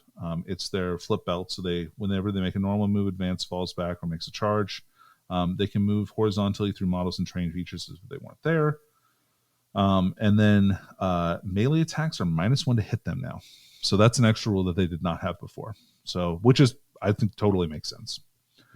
Many units have Rising Crescendo, which is advance and charge, and also fall back and shoot and charge. Yeah. There is a special rule if you're a pure Harlequins army. You get Luck of the Laughing God, just like the Strands of Fate or the Eldar special rule. This is Luck of the Laughing God. So what this is you get a number of luck rerolls, and these are for to hit rolls, damage rolls, saving throws, advance rolls. You can re-roll them. If you don't use them up, all be the end of the battle round. They go away. Same with the Fate dice. So for a strike force, you're going to get 3 dice base. So you're going to get 3 extra free rerolls that you just get. And then you can choose to roll up to 66. If every dice you roll is different, you get that many more rerolls for however many dice you roll. So if you roll like 3 dice, you'll get, which is, I think, pretty likely to be no doubles. Mm-hmm. I think it's probably like, I think it's probably like 10% or something like that, right? So you get like potentially 6 rerolls, 5 or 6 rerolls. If you roll 2 dice, it's a 1 in 6 chance, right? Mm-hmm. They'll get a double. I guess it's way more than that. 10% is bad. That's stupid. That's bad math. Yeah. So 2 dice is a 1 in 6 chance. I think that's probably pretty good, and you'll get 5 free rerolls that turn, which is great. All right. So let's talk about data sheets. So first we're going to talk about craft roll data sheets, then we'll talk about Harlequin data sheets because that's the order that they're in. That's correct. That's factually accurate. Yep, you're welcome. They previewed most of the avatar stats. He's 14 wounds. He's toughness 8. He's a 2-up save. He's got 7, 6, and 5 attacks. He takes half damage. He has a rule where he can't take a Warlord trait. He also has battle focus. Mm-hmm. So this is so bizarre, right? So he can move up. If he's within 12, he can throw his spear and then move D6 inches. That's nice. weird. Yeah. He also has the craft roll rule. So if you have like Ulthway, he gets a 5-up feel no pain. He gets mortal wounds. So there's some cool combinations there. He lets core units reroll or ignore combat attrition tests and also reroll charge rolls within 6 inches. And he can come back to life and fight. So that's a thing he can do. All right, Farseer Skyrunner. So stat-wise, nothing has changed on this model. He's still 2 attacks. Witchblades and Singing Spears are a little bit different. Witchblades are now -1 AP and 2 flat damage instead of D3. They still always wound on a 2+.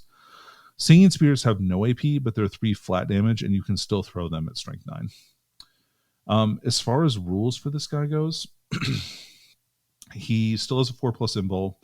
Ghost Helm now is just, they don't take Perils of the Warp. Farseers don't take perils.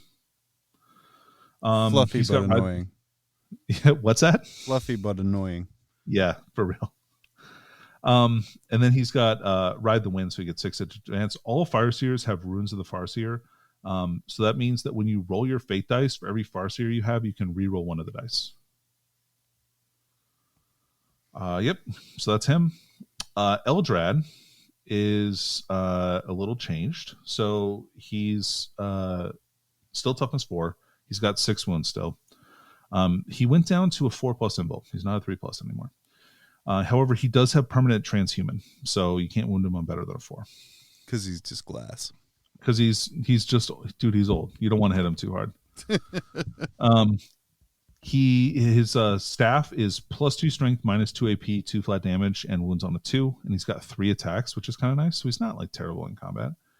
He still casts 3, denies 2. And his main ability that makes him the best is he's got First of Ulthway, so he can reroll psychic tests. Runes of the Farseer is not a thing anymore, so like you don't get to reroll one of your psychic tests like per turn with Farseers. So again, that reliability of making sure you're getting those 7s means you're going to need some bonuses to cast. I feel like. The regular Farseer hasn't otherwise changed. He's got Runes of the Farseer, just like all 3 of the other 2 Farseers that I just talked about, or 3 Farseers, because Eldrad also has the Farseer keyword. Okay, Autark. Man, what a model with a bunch of options.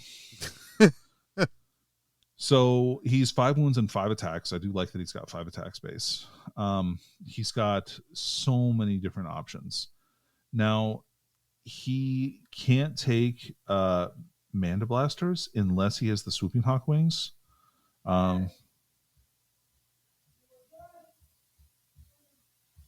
So just keep that in mind. Sorry about that. Some guy's yelling outside my window. What's going on? He's just wanting the lowdown of the Aeldari book. Dude, he's the Eldar book. He's like, man, this is hype. I've been listening for a long time. I'm so excited. Anyway, so I guess what do I want to talk about? God, there's so many different weapons in here. Fusion pistols and dragon fusion guns are now always D6 +2 damage, which is great. He's got options for both of those. The Banshee Blade is -4 AP, +1 strength, 1 damage. Scorpion Chainsword is +2 strength, -1 AP, 1 damage with an extra attack. And the Starglaive is no longer -1 to hit. It's just ×2 strength, -3, 2 damage. So the Starglaive, I think, is the best melee weapon. Mm-hmm. His abilities, he still gives reroll 1s. Importantly, he has 4 pinball. He has Superlative Strategist, which lets you use the command reroll stratagem twice per turn, or twice per phase, instead of once. Yeah, so if you really need to reroll, you can. Prince Uriel. He's 5 attacks, he's 6 wounds, so he's +1 wound over the normal one. We talked about Prince of Corsairs when they previewed him. And he's got all the other normal rules. The Spear of Twilight is ×2 strength, -3 AP, 3 flat damage. So it gets +1 damage over the normal thing. But there's no, like, he doesn't hurt himself anymore or anything like that with his attacks. The Autarch Skyrunner did change quite a bit. Very limited. Basically, whatever options are in that box are what the war gear options he has. So he can't take like a lance and a fusion gun. He's basically like one or the other. He can't take a Banshee Mask or Manda Blasters or anything like that. So, yeah, just keep that in mind. He's just a faster guy. I think you want to take him with the Laser Lance if you're going to take him. All right, so we got Phoenix Lords. Got to start off with the first Phoenix Lord. We got Azerman. The Phoenix Lords basically have the same stats, so I'm just going to talk about those really quick. Their movement 7, 2+ weapon skill and ballistic skill, 4 strength and toughness, 6 wounds, 6 attacks, leadership 9, 2+ armor save. If they have different stats, I'll make sure to touch on that for each of these ones. Like Fuegan's a little different than a normal one. Anyway, all of them also have Hand of Assyrian, so the 6-inch aura of OBSEC for their aspect, and +2 to their leadership value. So, and they named all of their weapons now. So there's no, like, he just has 2 Avenger catapults. Like, he has the Bloody Twins. Yeah. So they're Assault 6, Strength 4, -2 AP, 2 flat damage with Shuriken. And then he has the Sword of Ashur, which is +2 Strength, -3 AP, 3 flat damage, and 6 to wound or D3 mortal wounds in addition.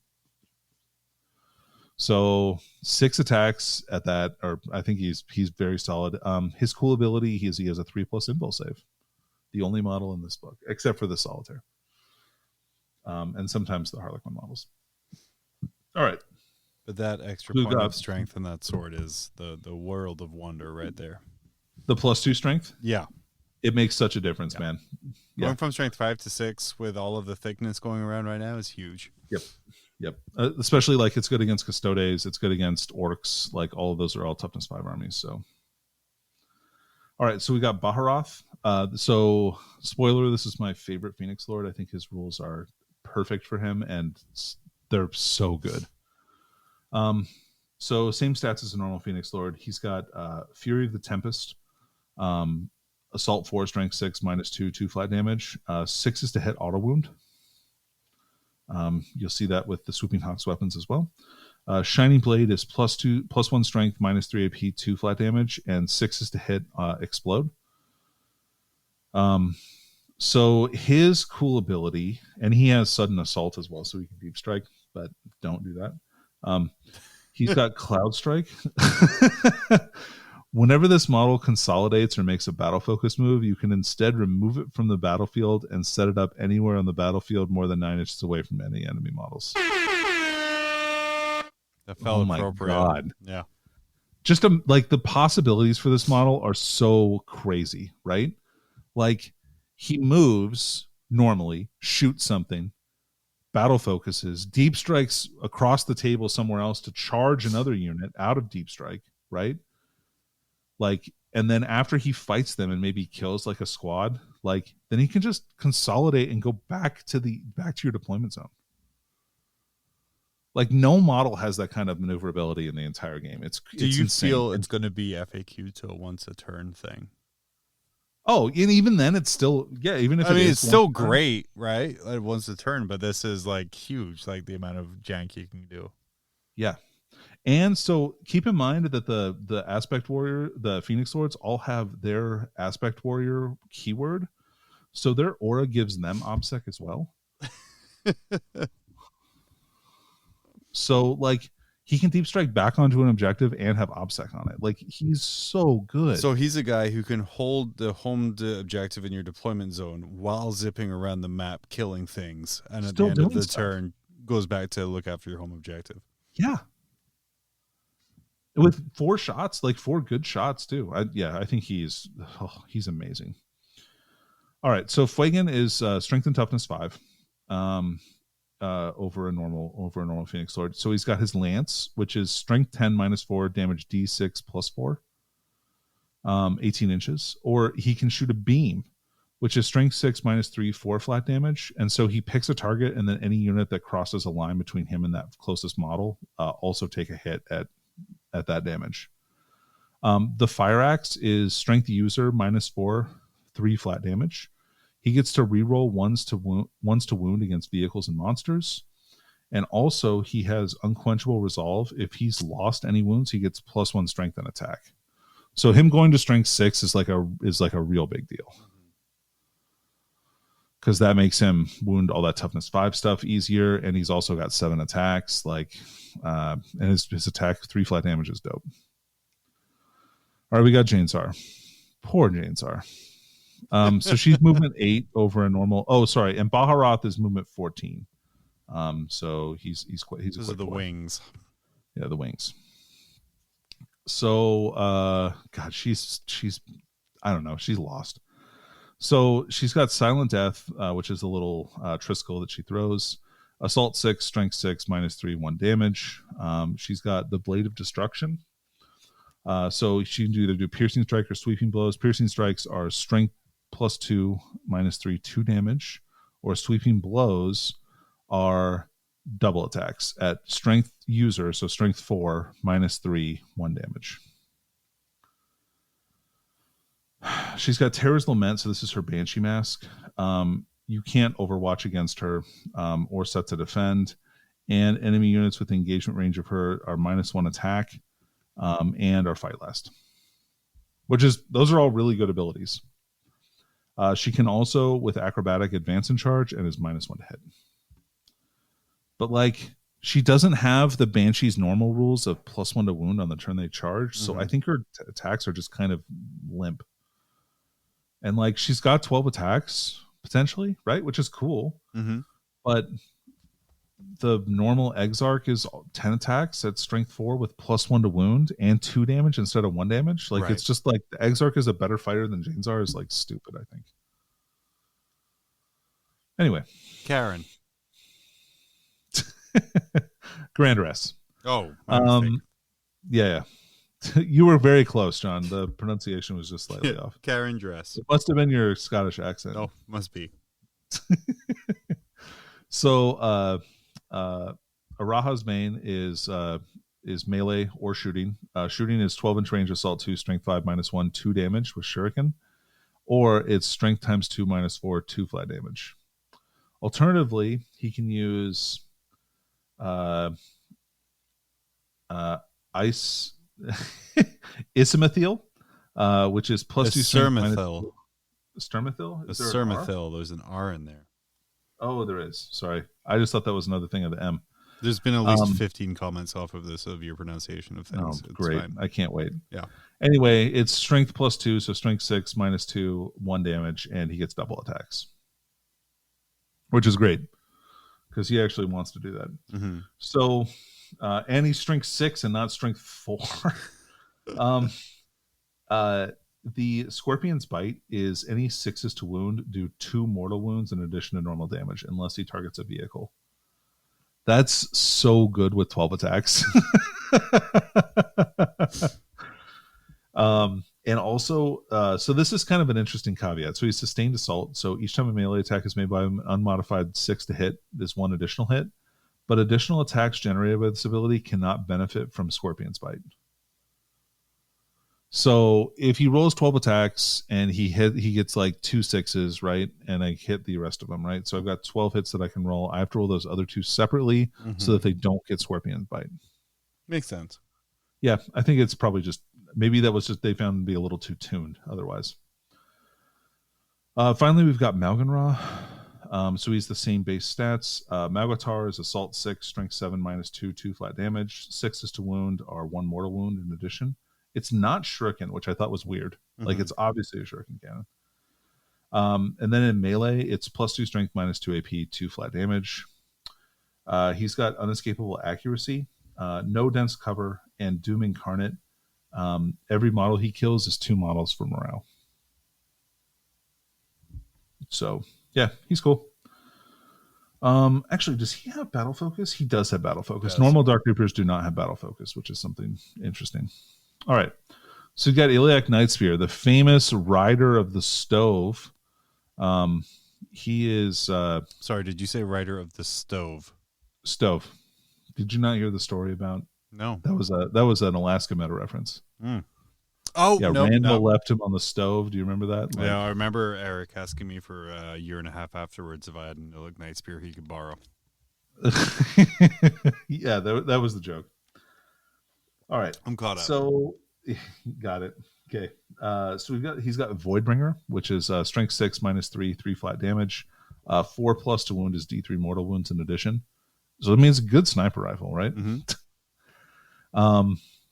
He's got Hunter Unseen, so you put him in terrain, and as long as he has the benefits of cover, he cannot be selected by a range attack unless the attacking model is within 12 inches. So not even if he's the closest, just if you're not within 12, you can't shoot me. He has Bringer of True Death. He gets +1 to hit and wound against Necrons. It's bullshit. And then he's got okay, and then he's got the Ranger Cloak. Sorry, sometimes I just get set like on one side, and the Barack Obama meme of him giving himself a medal is you complaining about things that are bonuses to Necrons when they're both armies you own.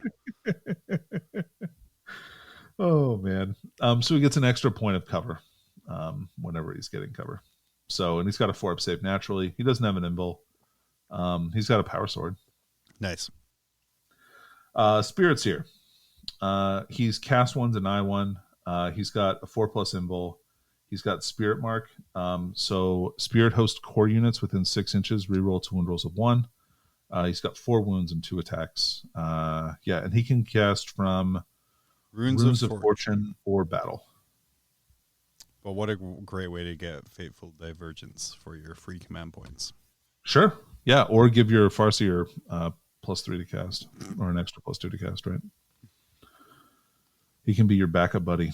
All right, so then we have Guardian Defenders. Maybe take 2 Spirits here. Who knows?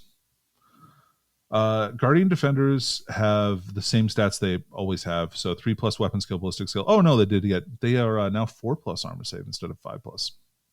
A little better. You love to see that. So they have Shuriken Catapults are now 18 inches, Assault 2, Strength 4, -1. Shuriken Cannons, of course, Strength 6, -1, 2 damage. With both of those have Shuriken.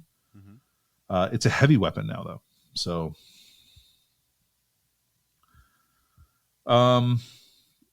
let's see here. So we've got they have the Defenders rule. So they reroll to hit rolls of 1 with Shuriken weapons as long as they're within range of an objective marker. That's really good. I like that as a mechanic, to be honest. Yeah, I think they're doing what they're supposed to be doing, is like defending an objective, right?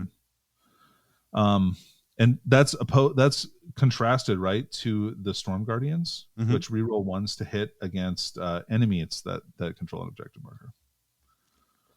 So let's talk about Storm Guardians. Yeah. So they only have 1 base attack. Womp womp. Ouch. Guardian close combat weapons are an Astartes or an Astartes chainsword. So -1 AP, 1 extra attack. So they do have 2 attacks if they take that. 2 and 10 Guardians can have a Flamer. 2 and 10 Guardians can have a fusion gun.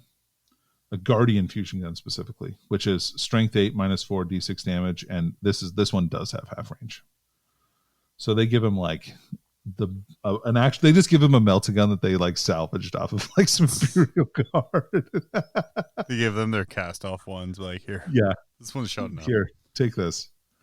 And then 2 and 10 can have a power sword instead. Yep. They can take the Serpent Shield platform if they want to, or Serpent Scale, which is like a mini Serpent Shield. So they get mini transhuman on a 1 or 2, fails to wound, and they get a 5-up invul, which is interesting. And they're 10 to 20. Both them and the Guardian Defenders are. Rangers are 5 to 10. They have 2 ballistic skill now, which is nice. Their ranged long rifles are still heavy. Still 6s to hit, do an extra mortal wound, but they are -1 AP now, which is kind of nice. You can either give them a Gloom Field or a Wire Weave Net. So the Wire Weave one is kind of like people charge you, and on a 2+, you do some mortal wounds and give them -2 to charge. That's cool. Mm-hmm. And then the Gloom Field gives them -1 to hit if they're more than 18 inches away. So I'm probably not going to buy either of those for mine. No. To be totally honest, I don't think it's worth 5 points. So they get advanced position, so they can kind of scout up the table. All right. So now we have a troop that doesn't take up a troop's choice. This is a brand new unit. We've got the Corsair Void Reavers. So there are two base attacks, but they have 3s across the board on pretty much everything. Their leadership's 7 and 8 for the sergeant, and they have a 4+ save. All of them have shuriken pistols, power swords, and plasma grenades. So that's kind of cool. A whole unit with power swords. That's a troop choice. Kind of interesting. They have a rule called Reavers in the Void. 6s to hit, auto wound. John, do you see where that's going? Yes. I also like the part that's added on here that says, and is treated as an unmodified wound roll of 6. That's problematic to me. Man, how good is that on all their shuriken weapons? Yeah. Yeah. As soon as you hit, you're just straight up -3 AP. If your army is Battleforged, they don't take up compulsory selections in the detachment unless the entire detachment is and Rethi units. So I think this is the drawback of them, right? Yeah. So they're like an additional troop unit you can take if you want to, or you can build an entire Corsair detachment if you take Uriel, Prince Uriel. So you can take because they have 2 different units. So you have this unit, which is kind of like the baseline Corsairs, and then they also have an elite unit as well. You can equip them with all different kinds of weapons. You can give them shuriken rifles, which are like a shuriken bolter. 24 inches, strength 4, -1 with shuriken, and rapid fire 1. They can take a wraith cannon. I don't know, where did they steal that from? Who let them have that? The empty construct they found. Yeah, right, exactly. For every 5 models, they can take a blaster or shredder from Dark Eldar, and if they contain 10 models, you can take a shuriken cannon or wraith cannon. The sergeant can have a mist shield, which is a 4+ symbol. Now, the elites unit is like even more complicated. So these guys, think of them like a kind of as Vanguard, the Vanguard veterans of Eldar. So they can take like all different kinds of weapons. There's like specialists in the squads. You have a Shade Runner, a Soul Weaver, and a Wayseeker. The Shade Runner is the guy with the 2 swords in the Warp Spider pack. And basically, if you have him in your unit, if you charge, you roll a d6 on a 2 through 5. They take 1 mortal wound. On a 6, they take 2. So he's bad. And then we've got if you take the Wayseeker is a psyker. And so that's a thing that he just gets to do. He just adds a psyker that can take runes of fate or runes of fortune. So like he's a mini Farseer. That's I mean, and like he ignores he's got the ability to ignore miscasts and stuff like that too. Well, like except there's your CP battery.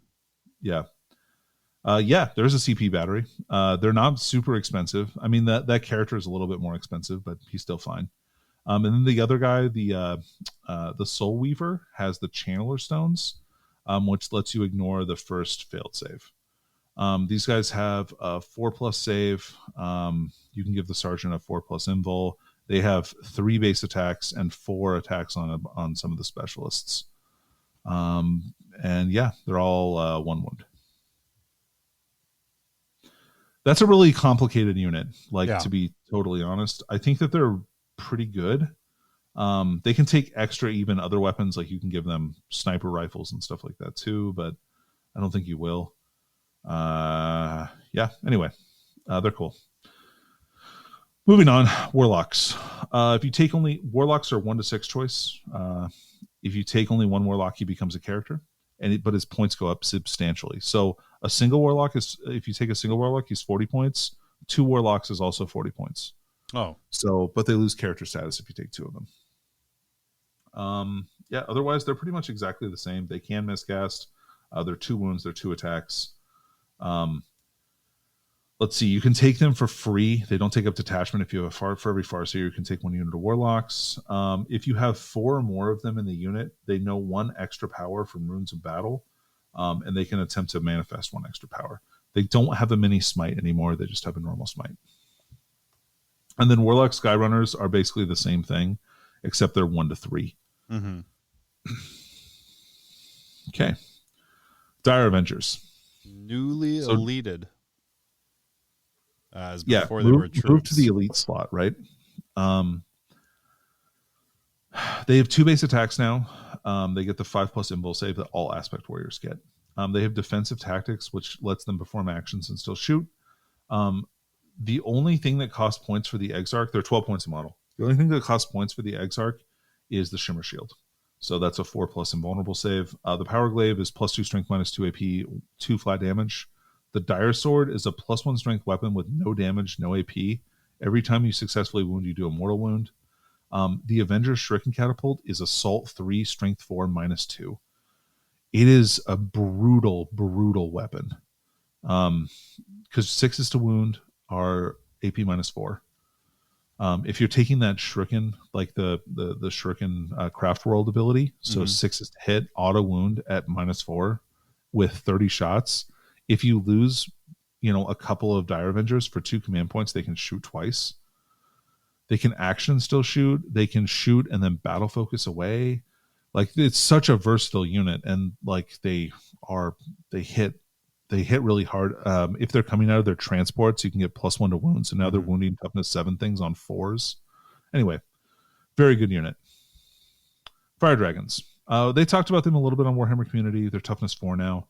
They reroll 1s to wound against vehicles or monsters. We talked about the Dragon Fusion Gun. The Fire Pike is D6 +4 base, which is pretty good. Banshees. And Fire Dragons are 23 points a model. Seems fair. Yep, that seems totally fair. Howling Banshees are still a 4+ save. They're movement 8 over a normal aspect warrior. They're 3 base attacks. Exarch is 4. The Banshee Blades we talked about those. Executioner is +2 strength, -3 AP, 2 flat damage. So you can make it 3 flat damage if you want to, if you give her the Exarch power. And the Mirror Swords let her double attack. We talked about that a little bit. The Banshee Mask itself, so no Overwatch. And if they're in engagement range of the unit, they are fight last. They get +1 to wound on the turn they charge, and they can advance and charge and are -1 to hit. I think, Banshees are great. 18 points a model seems like a fine cost for them. No complaints whatsoever about that. I think that's totally reasonable for what they are. Striking Scorpions. So they have advanced positions, so they can infiltrate up the table. They have the 3+ save, 5+ invul. Scorpion Chainswords are +2 strength, -1 AP with an extra attack, so they go to 4 attacks a model. The Exarch might have 4, 6, or 7 attacks. Who knows? It depends on what upgrades you give them. That's the secret. The Scorpion Claw is the same, just like you would expect it to be.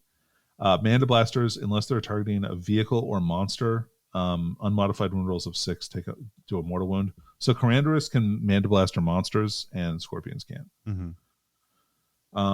They have Sustained Assault, so 6s to hit, explode an extra hit, so they're that much more potent.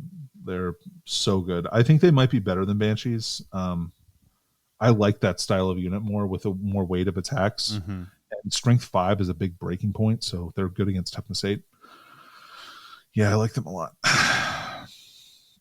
All right, Wraithblades. This unit is probably overpriced. Okay. They're 40 points a model, which is a lot. Mm-hmm. Okay. Toughness 6, 3 wounds, 3 attacks, 3+ armor save. Movement 5, so they're slow. Wraithbone form means they're -1 damage.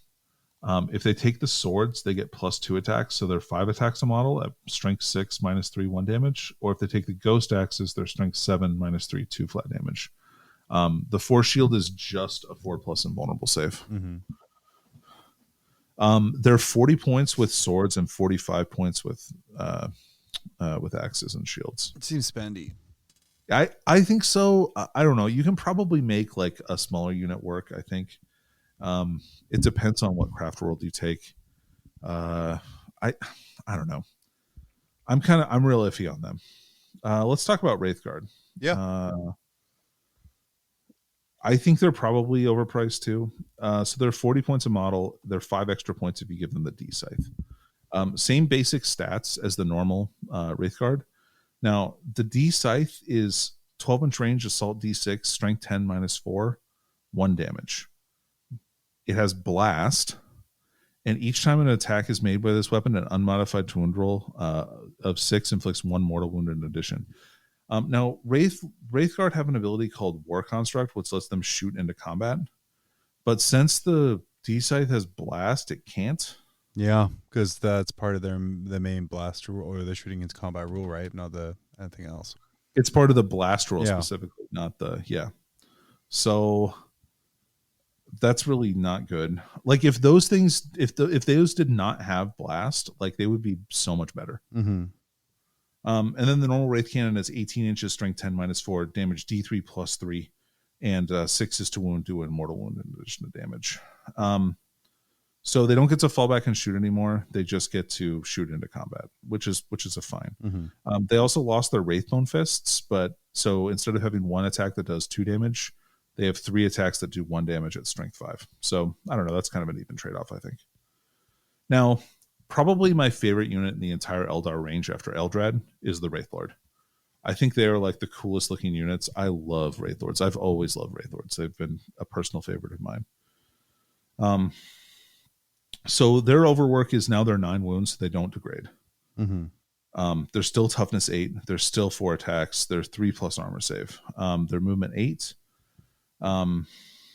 So if you give them the Wraithbone Fists, their strength user -3, 3 flat damage. If you pay for the sword, and I think it's worth it, you get either +2 strength, so strength 9, -4, D3 +3 damage, or they can do a sweep attack where they get 8 attacks at strength 7, -2, 2 damage. And they're still they're -1 damage. They have Strands of Fate. I think they're so good. Mm-hmm. Like they're 100 points base. You 115 points if you give them the sword. So with Shuriken Catapults, and you just run them around. I mean, I think they're like a little Contemptor Dreadnought that's going to be super annoying to deal with. Yeah. All right, moving on to fast attack. So now we're on to Wind Riders. Wind Riders are 3 to 9. They are toughness 4, 2 wounds, and they got a 3+ armor save back. Nice. Yeah, it went down to 4 before, right? Yeah, they were down to 4. They can still take the Scatter Laser, Shuriken Cannon, or the Twin Catapult. So they're 20 points with base with just the Twin Catapult, and it's 5 points for the Scatter Laser, 10 points for the cannon. So they really knew that the cannon, if you spam the cannon, it was going to be the best choice because 2 damage is really good, and Shuriken. They have auto 6 advance, and they have swift demise. So if they target a unit that's within range of an objective marker, they reroll to hit rolls of 1. Nice. So I like that. I actually think I might like these guys with Twin Shuriken Catapults. Like 9 of them is only 180 points. And just for kind of that reaction and also being able to kind of be away from your rerolling characters. Yeah, sure. Well, like, okay, so just consider this, right? Mm-hmm. So they shoot 18 inches now, so they can be kind of far away, and then they have battle focus. So they can move, like they can hide again or get out of range again. Like, I think you can do some cool stuff with that. And yeah, like just pepper them with shuriken. I think it's totally viable. And 20 points is not much for 18 wounds of toughness 4, 3+ armor save in Eldar. Yeah. Vipers are 1 to 3. Their toughness 5, 6 wounds. They also get 6-inch auto advance. They don't have any other special rules. They get to take heavy weapons. There's nothing going on with Vipers right now, I think. Mm-hmm. I think you could maybe make them into shuriken platforms because they're not like super expensive, but I think I'd rather take Warwalkers. Right. Oh man, okay. So here's the best data sheet in the book. So we got Swift Hawks. All right.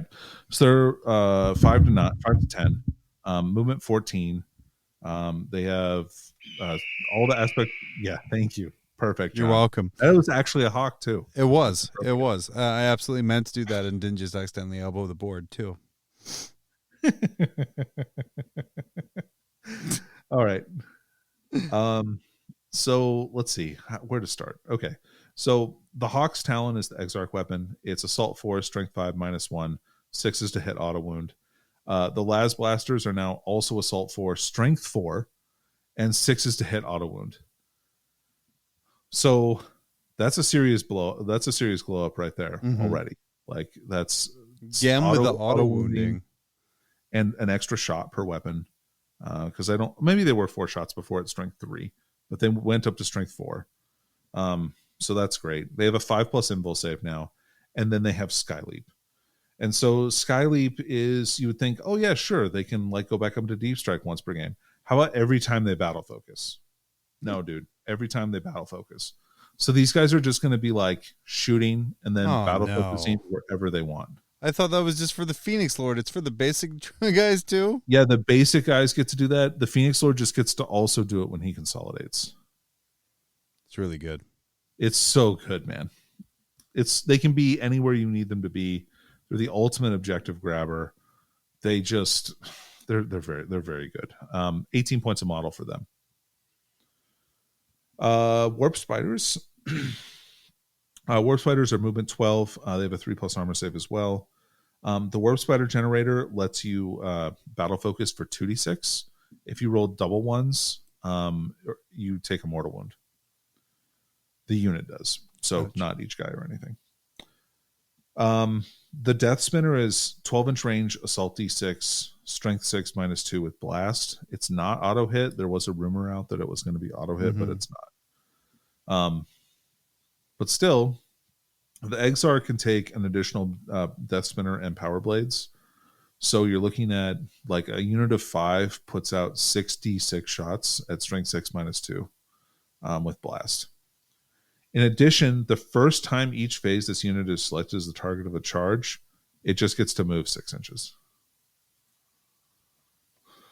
So yeah, they're great.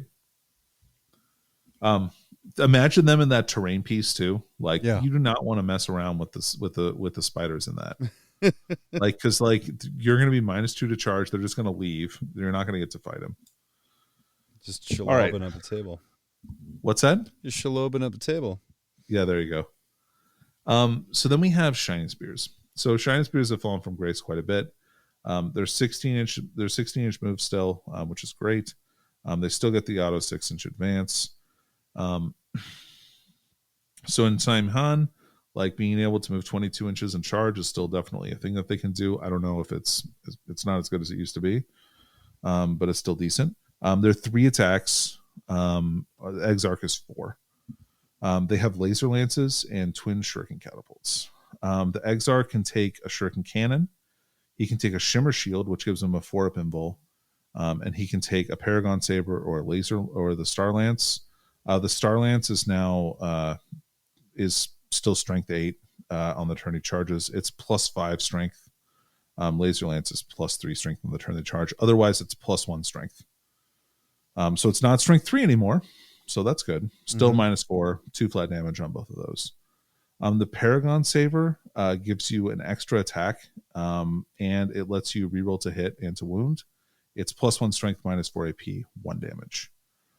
They have Acrobatic Grace, so they are -1 to hit, but they're not 4+ invul or 3+ invul like they used to be, or 2+ invul on the Exarch. Thank God they kind of fixed those guys. They're a little oppressive before. This is a much more balanced unit now. Yeah, I think they're totally fine now. They're worth the cost, but I don't think they're broken or anything. And they are. Oh man, how many points is a Shining Spear? I don't know. You look that up here while you're talking. Oh, sorry, I'm already there. They're 35 points a model. I thought I was there. I was not. An extra 10 points for Star Lance. Yeah, which I think is probably worth it. Shroud Runners, 3 wounds, 2 attacks, 4 up armor save. They move 16 inches. They have auto 6-inch advance. They have the Shroud Runner cloak. So they get light cover as if they were infantry. And they get +1 to armor save. If they get an extra +1 to their save, if they are getting cover. They have target acquisition. So at the start of your shooting phase, select one enemy unit within 12 inches of this unit. At the end of the phase, each time an outcast unit from your army makes an attack against them with a Ranger long rifle or Voidbringer, which is Iliac Night Spear's rifle, the enemy unit doesn't get cover, and they have Swift Scouts, so they get a free move before the game starts, 16 inches, as long as they don't end within 9 inches of any enemy models. They have a 2+ ballistic skill, and they also have scatter lasers. So like a unit of 5 of them still throws out like 30 strength 6 shots and also 5 sniper rifle shots. They're just a little expensive at 35 points a model. Yeah. But they're really cool. Warwalkers. So Warwalkers move 10, toughness 6 with 6 wounds. They have a 3+ armor save, which is great. They also have a 5+ invul from the power field. They have advanced positions. They don't have battle focus, unfortunately. Yeah, they're great. I think they're totally good. They're 55 points base with I think with scatter lasers, and then they're an extra 5 points for each shuriken cannon. So that's probably a pretty good buy there. They're 85 points if you take 2 bright lances, and that makes them, if you think about it, that makes them pretty close to the AdMech walkers, the chicken walkers. God, why can't I remember? The Ballistari, yeah. With like very similar weapons. Arguably, the Warwalkers are probably a little bit better. Right, because of the support that you can bring to them. Well, they're not core, so there's less stuff that you can do, but they do move. They move faster. They have better invul save. And better, and they have the weapon is arguably worse because it's strength 8 instead of strength 9, but it is -4 AP instead of -3. Anyway, so yeah, they're good. Dark Reapers are overpriced, I think. They ignore dense cover. They don't have battle focus. The missile stats are the same, but they don't ignore like to hit penalties or anything like that. I think that's a real problem for them. The Tempest Launcher is heavy 2d6, strength 4 -2 with blast, and it's no LOS. It's 36 inches. But yeah, that's basically that unit. So next we have support weapons. These guys are probably really undercosted, and this is probably the thing I can see them fixing the most, especially Shadow Weavers. I just think that 45 points is too cheap for an indirect shooting per platform. So they're a unit now. So their strength 5, their toughness 5 wounds, and a 4+ armor save. You don't split them up after deployment. So D cannons, they preview the stat changes on those. They're great. Shadow Weavers are 48 inches, strength 6, -2 AP, 1 damage, and they're blast and can target units that you can't see, they're very good. Vibro Cannons are weird. Vibro Cannons are 48 inches. They're always weird. Heavy D6, strength 7, -1, 2 damage, and they have the Sonic Destruction rule.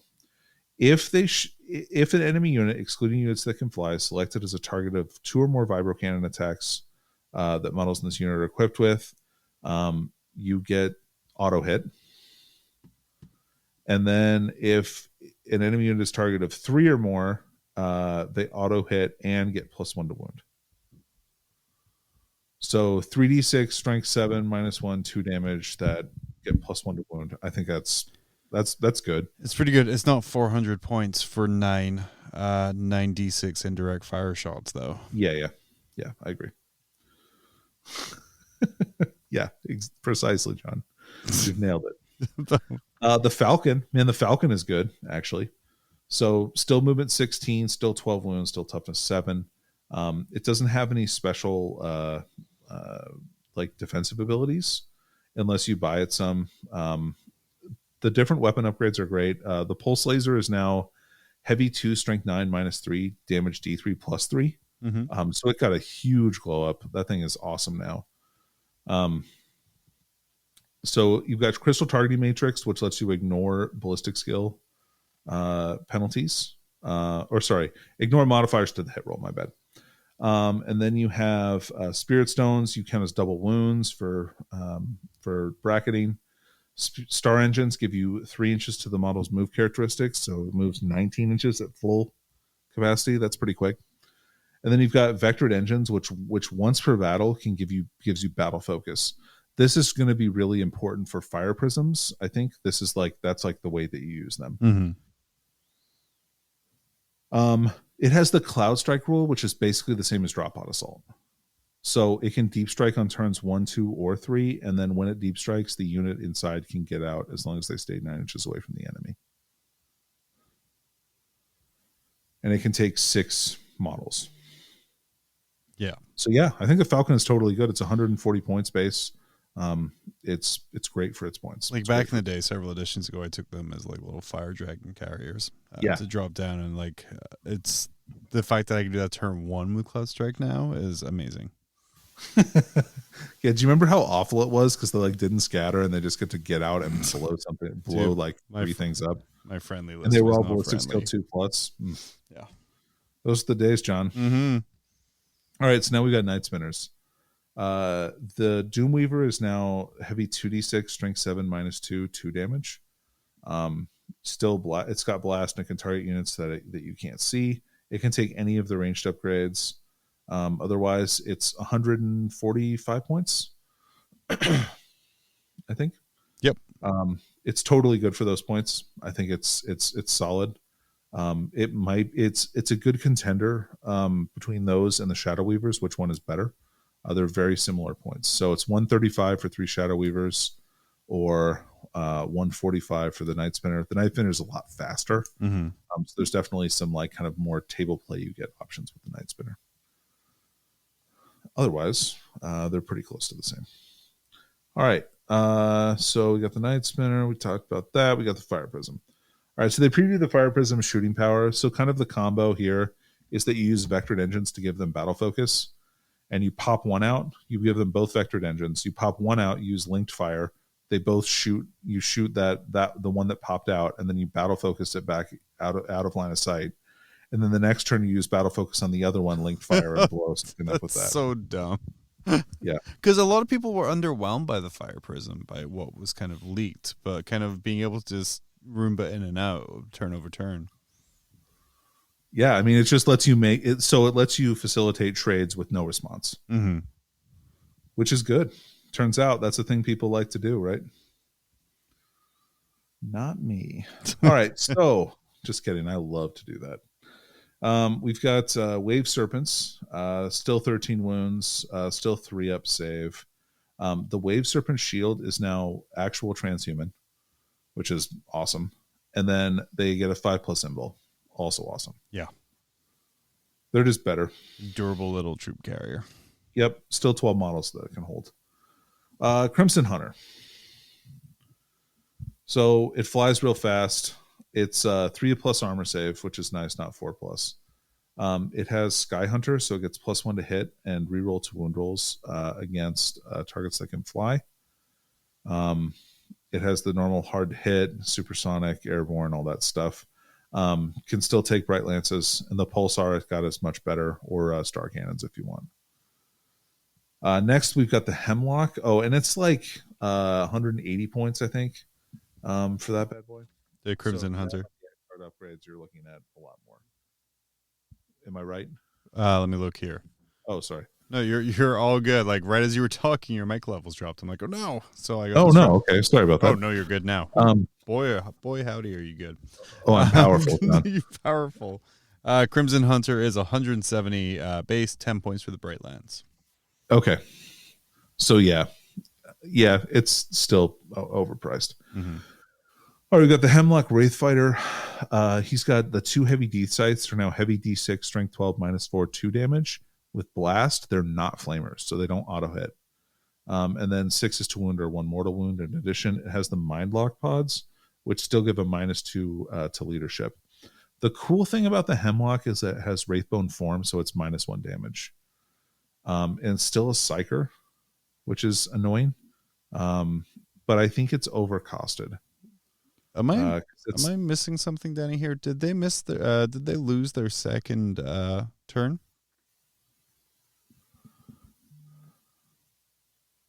Oh yeah, they lost Wings of Kane. So yeah, all of the Flyers lost Wings of Kane. Yeah. I mean, okay, good, but like the stuff just hasn't had that. No, when they've been reprinting it, aircraft were irritating enough. Maybe they decided that they were sick of that shit. Thank God. Let's consign it to the bin of edition fatigue and still doing it anyway. But he's I think 220 points on that guy. 210. Okay. All right. We've got the Wraith Knight. He's cool. 22 wounds, movement 12, strength and toughness 8, 5 attacks. The attacks never go down. He only degrades movement. It goes 12, 10, 8, and weapon skill and ballistic skill, which go 3, 4, 5. If you just give him his feet, he only gets to attack with 5 attacks. If you give him the Ghost Glaive, he gets +6 strength, so he's strength 14, -4, 6 flat damage, or a sweep attack for 15 attacks at strength 8, -3, 2 flat damage. The Agile Construct gives him a 5+ invul save, but if he takes the Scatter Shield, he becomes a 4+ invul save. So the Sword and Shield is like pretty cheap and totally good because he's... You know how much the Sword and Shield cost? How much? 0. Yeah. That's what I thought. So he's like, what, like 400 points? He is 400 points with the Sword and Shield. So a 400 point, 22 wound, toughness 8 monster, or Bullet of War with a 4-up invul. And -1 damage. And -1 damage. And he can fall back and charge and do all the other Titanic stuff as well. Yeah. So, yeah, I think he's very good. If you want to pay for the Shuriken cannons and Star Cannons and stuff, I think that's fine. Or you just spend 1,200 points on 3 and just have them irritate the hell out of everyone else while having 100 points left over. That sounds pretty annoying. You love to see it. All right, let's talk about the Webway game. Dude, I'm very excited about this one. I bought that model. It's been sitting in my closet. I've loved it. It wasn't great last edition. Now it is. Dude, I pulled it out of my storage unit. And that's a hassle. Yeah. 80 points. 80 points for this bad boy. So you get to have the command point cost of Aeldari units you put in Strategic Reserve. So first of all, don't do that. Unless you want to put Strategic Reserve and also do what is that? The Mirage, the 3-unit redeploy for 2 command points. Yeah. You can also take those units and put them back in Strategic Reserve without paying extra cost. I mean, it's a cool ability, I guess. So you have to set these up 12 inches away from the enemy deployment zone, and enemy models. When it's set up on the battlefield, they have to be within 3 inches of each other. They give you light cover, heavy cover, unstable position, and inspiring Aeldari. Which is, it's not bad. And so they get the Webway Strike. So basically, whenever you bring units in from Strategic Reserve, they can be put wholly within 6 inches of both Wraithbone arches. And they can be set up within 9 inches of enemy models. So your enemy models like can't stop you from deploying. You can even deploy in combat if you want to. You know what's not specified here is you don't have to deploy them tip to tip. They just have to be within the traditional 3. way you would think about putting them, like you don't have to. Right. You can kind of like... You can do an L shape. You can do butt to butt. You can do lots of different kinds of stuff. I was thinking like in almost interlocked. Yep. Like if you put them side to side but facing different directions, so it kind of looks like... You can have them stacked, so there's no way you won't be able to deploy these. Right. So yeah, they're totally good. All right, so that's kind of the mostly Eldar stuff. Oh, one more thing about these. They have the Eldar, Asuryani, Harlequins, and Drukhari keywords, so it does work for Drukhari. Also, fun fact, it doesn't have a profile anymore, so you can't destroy it. Yeah, you can't destroy them. They're immune to your damage. Mm-hmm. Baby, we're on to Harlequins. We are. It's time for the Goof Troop. Yeah. Which is what I'm calling your Harlequin Troop Master. All right, so the Troop Master. Yes. 5 wounds, 6 attacks. You can take any of the Harlequin weapons, which all have the same profile. They're all +1 strength, -2 AP, 2 flat damage. Mm-hmm. He can take a Harlequin blade, but don't.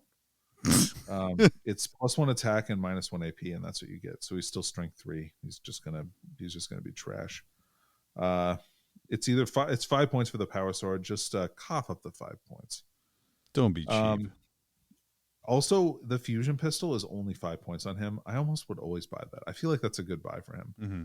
5 points for a 2-up ballistic skill fusion pistol, I think, is dope.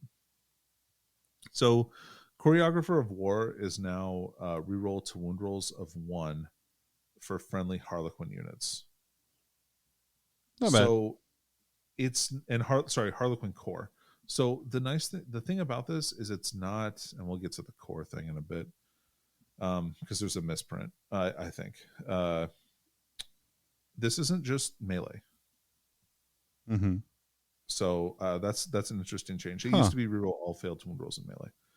Anyway, if you give him any of the Harlequin weapons, the Kiss, the Caress, the Embrace, he gets those keywords. Shadow Seer, he's got same stats as he did before.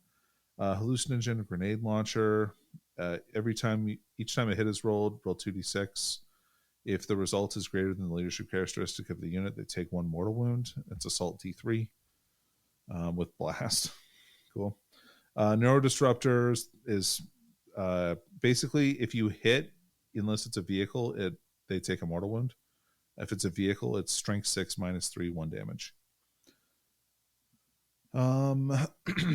Let's see. He's shield from harm is now Harlequin core and characters within 6 are -1 to wound. And he can cast 2 and deny 1 from Phantasmacy. So this is the misprint, the troop. The troop doesn't have the core keyword, and I think that's a mistake. Yeah. Yeah. Does anything have the core keyword? Yeah, the bikes do. Huh. I think it's pretty clear that they're supposed to have core. Yeah. Like, it doesn't make any sense. They're obviously the core of the army, not bikes. Yeah. Contrary to popular belief many times, I'm sure. So a troop contains 5 to 12 players. They are 4 attacks each, strength 3, toughness 3, leadership 8. The troop, the lead player has 2 wounds, which I thought was cool. Mm-hmm. They have the Harlequin panoply, so does all the other characters. Luck of the Laughing God, Rising Crescendo. The Harlequin weapons, basically, as long as one model in the squad has the Harlequin weapon, they get the keyword. Nice. Yeah. And then they did change it so that you can only take limited numbers of some of the weapons. So if you contain 10 or fewer models, 2 models can have caresses, 2 models can have embraces, any number can have kisses. And the lead player can take a power sword if you want to. If you contain 12 models, then you can double up on those. So, and you can take up to 2 fusion pistols and 2 neuroblasters per up to 10 models, or if you take 11 or more, you have 4 of each. So yeah, you have a lot of options there, but it's less than you did before. You can't wholesale equip squads out in one way, which is fine, I think, honestly, unless you give them all kisses, I suppose. But really, you want to have a mix of the different weapons. So you use different keywords. All the same profile. Yeah, so you can use the strats. Death Jester. Each model that's destroyed by this model counts as 2 models for morale. That's cool. The Shrieker Cannon is Assault 3, Strength 6, -2, 2 damage. And it's got Shuriken, and it can ignore Lookout Sir. The dude itself, like the Death Jester, has 5 attacks at Strength 4, -1, 1 damage. Solitaire. He can't have Warlord traits or relics. He doesn't have a Sadath. He's got 5 wounds and 8 attacks base and a 12-inch movement. He can still blitz, which gives him 2d6 inches extra movement and +2 attacks. His solitaire weapons are +2 strength, -3 AP, 2 flat damage. But he has the Harlequin Kiss and Caress keywords, so he can use those stratagems. Nice. He also has a 3-up invulnerable save, which is nice. Skyweavers. 2 to 6 models in their squads. They're still toughness 4, 3 wounds, 4 attacks. The Zephyr Glaive is +2 strength instead of strength 5 before, I think. -2, 2 flat damage. And then Star Bolas are no longer 1 shot, and they're not grenades. So you can shoot them in addition to your other weapons. They're a salty 3, strength 7, -3, 2 damage with blast. It's actually kind of like, you may want to consider it. The glaives are good, though. Glaives are good. Shuriken Cannon is the same as it is now. Skyweaver Haywire Cannon is now heavy D3 +1, strength 3 -3 D3 damage. It has the blast keyword, and if you target a vehicle, it always wounds on a 4+. And if you roll a 6 to wound, it does D3 mortal wounds in addition to normal damage. So it's 5 points upgrade to give the Haywire Cannon. I think it's worth it, like almost every time. Over the Shuriken Cannon, like they shoot the same number of shots, and yeah, it's probably slightly less good against infantry, but like you're -3 AP, so you're cutting through heavy armor and you're multi-damage. D3 is almost always better than 2 damage now. Anyway, they're really good. Now these guys don't have the panoply, but they do have a hollow suit, so they get a 4+ symbol. The Harlequin mask, so melee attacks are -1 hit. So basically, yeah, they do have this stuff. But they also have the Skyweaver Mirage Lancers, which means you can't reroll to hit rolls against them. They can also auto-advance 6 and still charge all the time because of Rising Crescendo. All right, now we have Void Weavers. Man, Void Weavers have sucked for a long time. I think that time is over, John. Tell us how you really feel. Yeah, no, I think they're good now.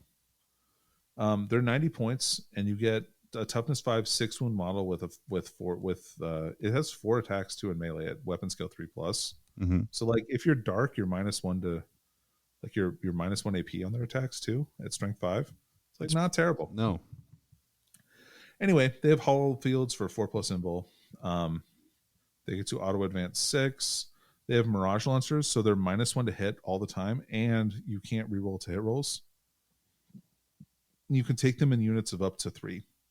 Now you can take the Void Weaver Haywire Cannon is heavy 2d3, strength 4, and it's -3 flat 3 damage. Vehicles at auto wounds on a 4, 6s does an additional D3 mortals.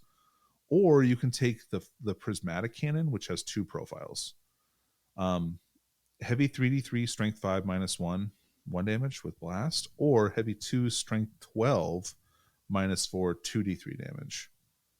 So a whole squad of these, I don't know what I'm going to take for weapons. Right, for sure.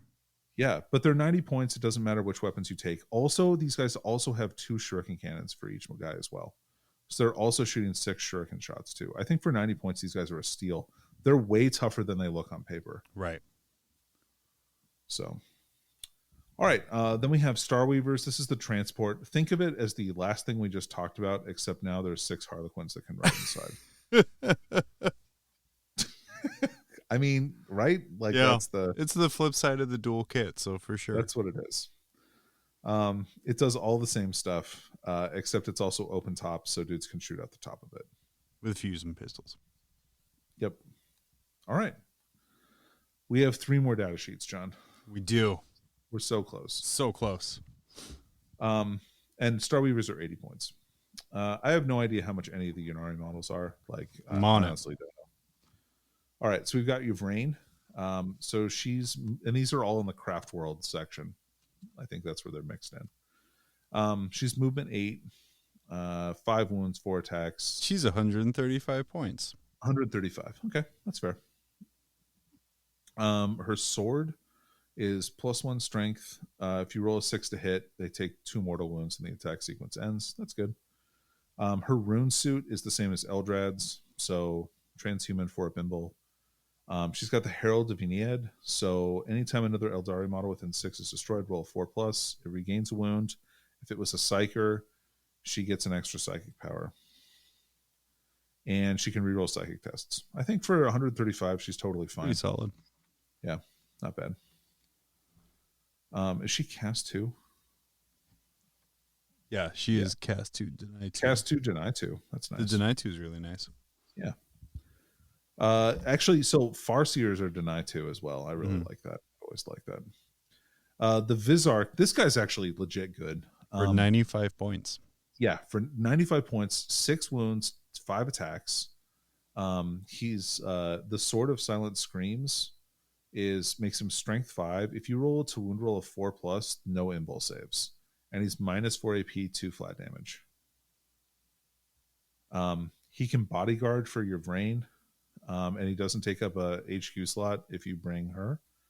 Yunari core within 6 inches get to reroll 1s to hit. And if Aeldari die within 6 inches of him on a 4+, he gets a wound back. If it was a character model that died, he gets to add +1 to his attacks. He also has Strands of Fate. So if you take him with Craft Worlds, like you can use all that stuff. Oh man, he's so good. All right, and then Reborn also has Strands of Fate too. Yeah, damn, dude. You know who else has Strands of Fate? The Incarn. Yeah, I see that. Incarn is very good now too. I don't know. I don't know if it's as good as the Avatar, but it's very close. He's 20 points cheaper. 250. Yeah, so 250. First of all, it gets a flamer, swirling soul energy, and it gets to its assault d6, strength 7, -2, 1 damage. Also, when it's selected to shoot, it shoots at every enemy unit in range. Oh. But why? Because it just does. It gets to flamer everybody around it. It's like souls that are. That's the goo that's surrounding it, I think, right? Yeah. That's exactly correct. And the Sword of Souls has 2 profiles. So it's got the Sweeping Blow, which is 2 attacks. So that means that full profile, it degrades movement, strength, and attacks. So movement goes 10, 9, 8. Who cares? Strength is 7, 6, 5, which is kind of a big deal. It's not even that bad though. And then its attacks is 6 by 4. So if it sweeps, it's AP minus strength user -4, 1 damage, and it gets 2 attacks, so it gets to make 12 attacks at that profile. Its big attack is strength +4, so strength 11. And it's -4 damage, D3 +3 with no imbuls allowed. Don't fight him with your characters. No. That'd be my suggestion. So he can still teleport around and that kind of stuff with Inveritable Death. Friendly Ennead core or Inari core within 12 don't take combat attrition modifiers. He has a 4+ imbol and he halves damage, but he doesn't get to get wounds back. So he's manifest 2 and deny 2 for Revenant Discipline. But he does know all of the powers. Yeah. So just cast whatever he wants. That's pretty dope. Dang. Yeah. Dude. John, that was a Codex review. That was this Codex 3 hours and 4 minutes of Codex review. Wow. If you guys stood through that, first of all, thank you. Yeah. This would be a hell of a review if anybody did it. I'm going to be interested to see what the usual suspects do with this tomorrow. Or I guess in an hour from now. I think they're probably going to split it up, to be honest. Yeah. If you've made it this far, please be aware that this book has made me we're going to redo how we do video reviews in the future. I'm very excited for it. Okay, cool. Good. Yeah. Well, I'm glad to hear that. So I'm excited about this book. I think it plays the Eldar playstyle super well. Like it kind of hits and runs. It hits really hard. But like on the flippity flip, they're not tough. No, they're not tough. This army is now like, I don't think there's a way that you can build a super tough Eldar army. Maybe if you go super Wraith construct heavy, but I think most of that stuff is overpriced. Mm-hmm. So I'm glad to see stuff like the Wraith Lord gets core. Like, I think that's really neat. And there's a lot of core in this book. All the aspect warriors, all the Wraith Guard, the Guardians, all that stuff is core. So you definitely have a lot of choices there for making sure that you're getting rerolls on your units and bringing good units. Yeah. I think mixed arms is you're gonna see a lot of indirect with this army, and a lot of characters. I think you're gonna see a lot of Harlequins. I think it's to me, I feel like I want to bring Harlequins for melee support instead of aspect warriors, but I understand the viability of aspect warriors. They're very good too. So some hard choices you're going to have to make when deciding how you want to build your army. But I think a lot of indirect and a lot of close combat is probably what you're going to see out of this most often. So, so I think that wraps up our review of Codex Aeldari. Thanks for listening to us. If you enjoyed this and you made it this far and somehow you're not subscribed to Mob Rules, like, well, first of all, what are you doing? Like, Jesus. Thanks, Matt. Yeah. But subscribe to us. Like, subscribe to our channel. Leave us a review. Give us some stars. Check out our Patreon if you want to talk to us. If you don't, though, it's fine too. Understandable. I don't want to talk to us. Yeah. But check that out. Give us $1. You can join our Discord, which has some lively banter and some awesome memes. Every week the memes are good. But yeah, so thanks for listening, and John and I will see you next time.